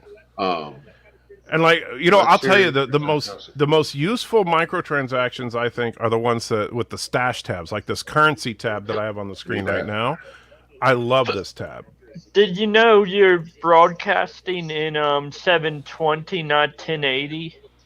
Yeah. That's probably a good thing. You know what? I'm not. Look, I don't care if it's broadcasting in 4K or any of that garbage, because honestly, you really want to see my face in 4K? Probably not. I don't think there are webcams out there that are 4K. Oh yeah, I have a 4K webcam. No, I thought the one I bought you was a 2K at most. Right, but that's not what I'm using now. Right now, I'm using a Sony. I can't remember what it's called. Oh man, now I'm forgetting what it's called. But the cam that I'm currently using can do 4K. But honestly, I don't use 4K because it's unnecessary for what I'm doing. Oh, I need essence. But it's all, I know some people like to stream in super high fidelity and think that that's what means, people, but I don't think anybody subscribes to this channel because they want to see my face in high resolution. Yeah, and Cinnabon, never touch a man's orbs, Tim. You are so right, Cinnabon. You are so right. But, he obviously doesn't care about that. When he just leaves them out for everybody to grab, it's not my fault. All right, so I've unlocked Summon Raging Spirit, but that's not going to help me for a while. Let's see. I wonder if Trump's allies are going to try to block Biden's confirmation in Congress and on Tuesday. Ain't gonna. They'll him and haw about it, but ultimately, from a legal perspective, not much they can do. Yeah, my lack of caring is paramount. Yeah. And I know that for some people, they think it's the end of the world if Trump leaves. Other people think it's the end of the world if he stays. I disagree with both sentiments. So, but that's just me. Honestly, I don't care. And if they want to behave like a bunch of idiots on both sides of the political aisle, I don't care. Let them. Because I don't think that the country is going to fall apart or be elevated just because one or the other is in office. Ooh, we got light. Okay, so I got a couple of things I can use now. Let me see. Is that Social Security for this month that I was counting on to pay my teeth and her. Okay. I only have like 200 in my account. You're gonna end up having to probably pay for my teeth as well. That's $224. Admiral, you may not want to be saying that publicly, but we'll just mute. There we go. Yep, so that is Mrs. Anti-Tracker, so I'm going to have to wrap it up here. All right. But, so just so you can kind of get an idea, here's my, Tim, I'll show you real quick. These are my gems that I have I have basically pre-stacked for this character. Couple that I've unlocked now is Clarity. Yep. Clarity is an aura gem that gives you increased mana regen. All right? Because mana regen for this character class is key. What I'm going to end up is, so I have Herald of Thunder and Herald class, really. Well, but this one in particular, you'll see why in just a second. So I have Herald of Thunder and Herald of Purity, right? With both of those on there, keep in mind each one reserves 25% of your mana, assuming there's no modifiers on them. And so then with Clarity, Clarity will reserve more of your mana. Yep. And then my attacks become, and then we have Reciprocate, which basically if somebody hits you, then you counterattack. So notice if somebody hits you, you deal 160% of your damage to them. Nice. All right. And then on top of it, so Reciprocate, we also have Vengeance. I'm sorry. So Reciprocate, yeah, I'm sorry. Reciprocate is when you block, you do a counterattack. Vengeance is you hit them back when they hit you. So both of those on there. So basically, any kind of incoming melee attack is immediately hit by a larger attack from me. It's Corbomite, basically. And you'll notice life gain on hit will be on all my skills. So basically, everything I do basically heals me. And then my primary attack becomes Cyclone. And so, which is basically you spin around and hit everything around you. But Cyclone is a channeling skill, so it's just constantly using mana. So by the time you get to that skill, you make it so that your mana regen is faster than Cyclone drains it, because you only have about 10% of your mana that's not reserved. But Cyclone is constantly draining it, but it's constantly being recharged. But check this out. So then you have the cast while channeling support. You've seen that one? Yes. All right, so anything you attach to a channeling skill and this will cast whenever you're channeling. So then you attach Arc, the lightning attack, right? Wow. So now, as he's spinning around hitting anything in his path, he's also shooting off lightning in all directions. Then you put Summon Raging Spirit or Summon Skeletons, depending on your build. And so he's also constantly summoning minions to attack anybody that's not in your direct path. Yeah. Rage, so the longer you're doing it, the more damage you do. And, of course, life gain on hit, so that you're constantly healing. Once you do that, you are virtually a unstoppable killing tornado. Have you a Sharknado, if you will. Have you found cast when damage taken support? I have, and I haven't found it particularly useful. Because it's not like every time you get hit, you cast it. It's every time you get hit for a certain amount, you get cast. In mine's case, it was like, when you take a total of 1,003 damage. What I was using it for was, I think I was using it with, no, I wasn't using it with that. Crap, I don't remember. Oh, I think I was using it with one of my raised skeleton or raised zombie things. Right. But So, do me a favor. Save this character for next Saturday. You can do what you want with the other characters. So save this one for next Saturday. We'll continue onward with that, and then after next Saturday, we'll figure out when we're going to do it because I'll be on the new schedule then. Yeah. So I figured out what I was doing wrong with my skills. But don't go taking him out to test him because then you start leveling up. Shut up and just go by the rules, all right? So you can create another character of the exact same build and it won't affect it. Wow. What? Anyway, you I can't found out, what I was can't doing, play nice? My attack skills I'm using is Ice Shot and Split Arrow.